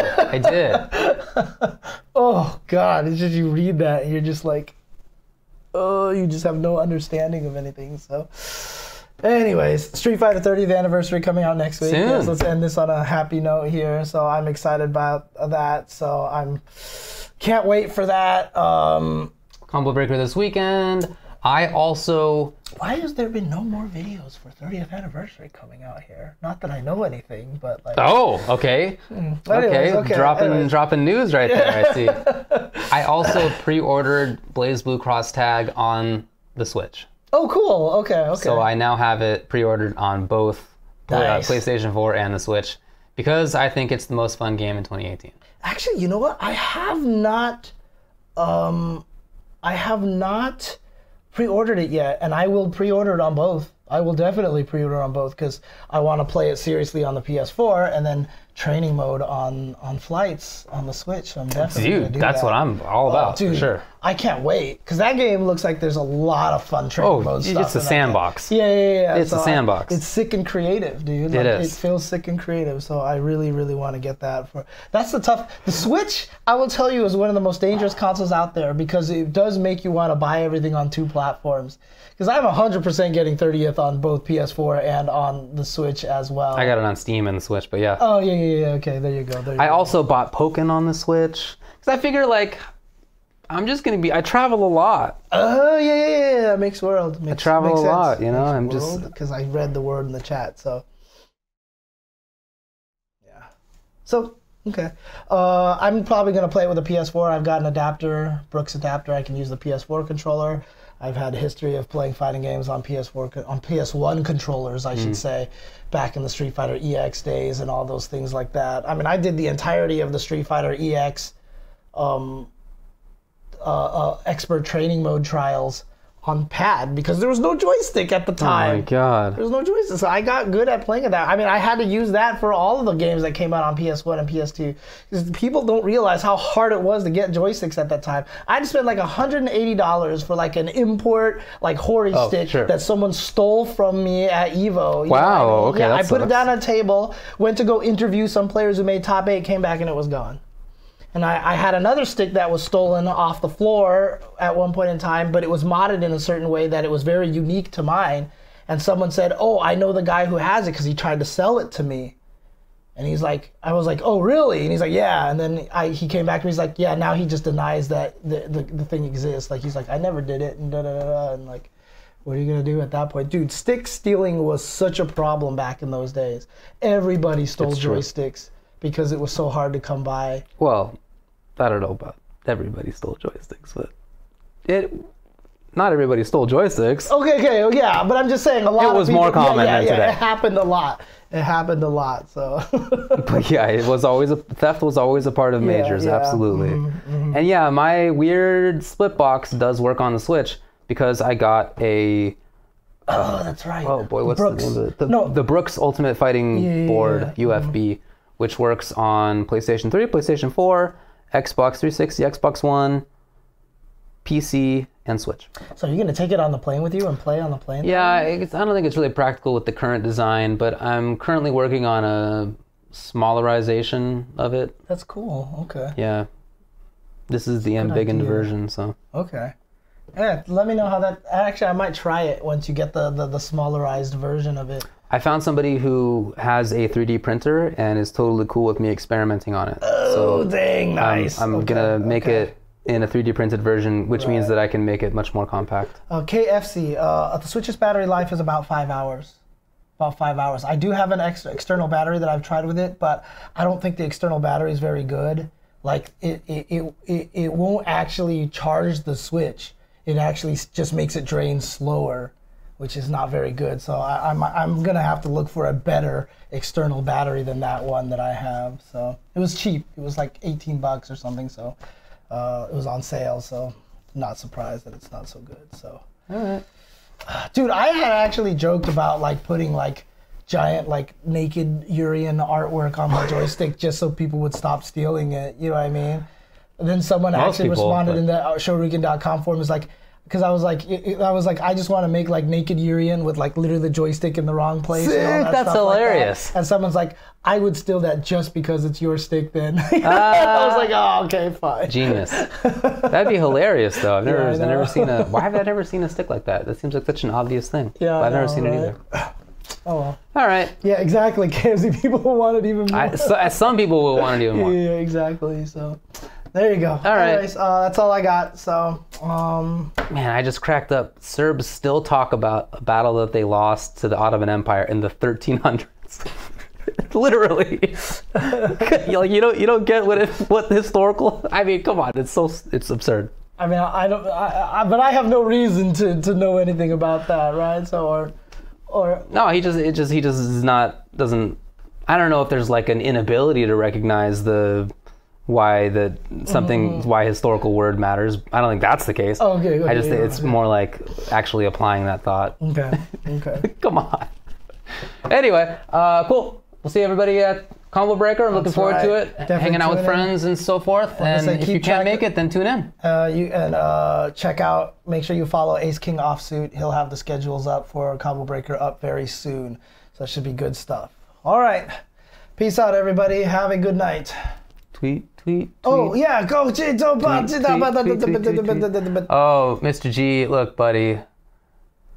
I gotta tell you, I don't know that much about hockey nowadays. I found out via the BBC World Radio program that the Golden Knights made the Stanley Cup Finals. That's the new expansion Vegas team? Or? Yes, this is their expansion year, and they made the Stanley Cup Finals, which is the first time that that's happened since, maybe 67, when the league expanded from 6 to 12 teams, and one conference was only expansion teams. So one was guaranteed to make it. I think it was the Blues, and they made it several years in a row because the other teams were garbage. Like, I don't know what the method is. Like, I know on in basketball, whenever they create an expansion team, every team gets to protect like 4 players, and the expansion teams get to like grab one of the players off the different. Is it the same way in hockey? It's just made of castaways. And they did it. They did it anyway. Okay. They got some really good castaways, but yeah, that's exactly what happened. Okay. Yeah. Okay. So that's super cool. Did the Caps make it on the eastern side? I have no idea. I still own much Caps merch. I have a Caps sweatshirt and Caps hats and Caps jerseys. Did they make it?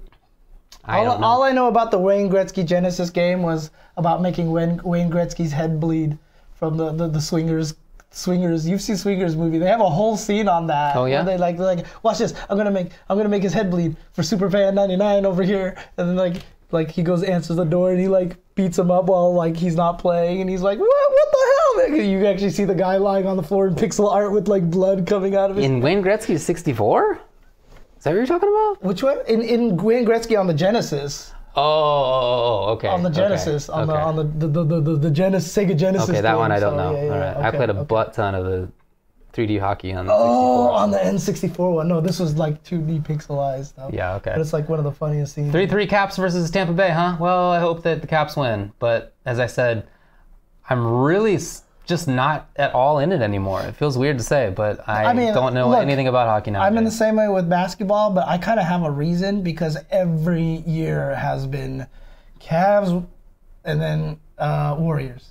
Oh, yeah. Cavs. Lakers aren't very good. I mean, they were fun this year to watch, and but it's just like I can't even watch the playoffs anymore because it just doesn't matter. That's very interesting. I don't know what the Cavs are doing right now. I know Boston was up 2-0, 2-1 over them at one point in time. I don't know what the score is right now, but it's just like every year it's like the same 2 teams, and it's just interesting. I think that's like interesting historically, right? Though I don't know.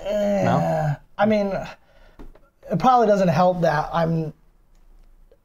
I don't want to see those teams. Okay, fair enough. Yeah, so. Fair enough. I don't even have that reason. The Ducks have been good, and they made the playoffs again. And the Caps, I guess, are about to make it. They're in Game 7 for the Stanley Cup to make it in the Stanley Cup Finals. Mm-hmm. So it's not like my teams are bad. Mm-hmm, I just have been watching video games too much. That's it. Oh, it is 2-2 now again, and 2-2 against the Rockets. Okay, so we've got some close series, dude. If it ends up Rockets Boston, I will watch the NBA Finals just to support not having those 2 teams there again. Fair enough. All right, let's get out of here. Let's do it now. Okay, we can do this here. Well, I respect a fan who's been a Warriors fan since they were bad. But I lived in the Bay Area in the early 2000s, and I knew precisely one person who had a Warriors hat. Yeah, they sucked back at that point in time, dude. They were terrible. Yep. We lived 15 minutes away from the arena. One person. Oh, man.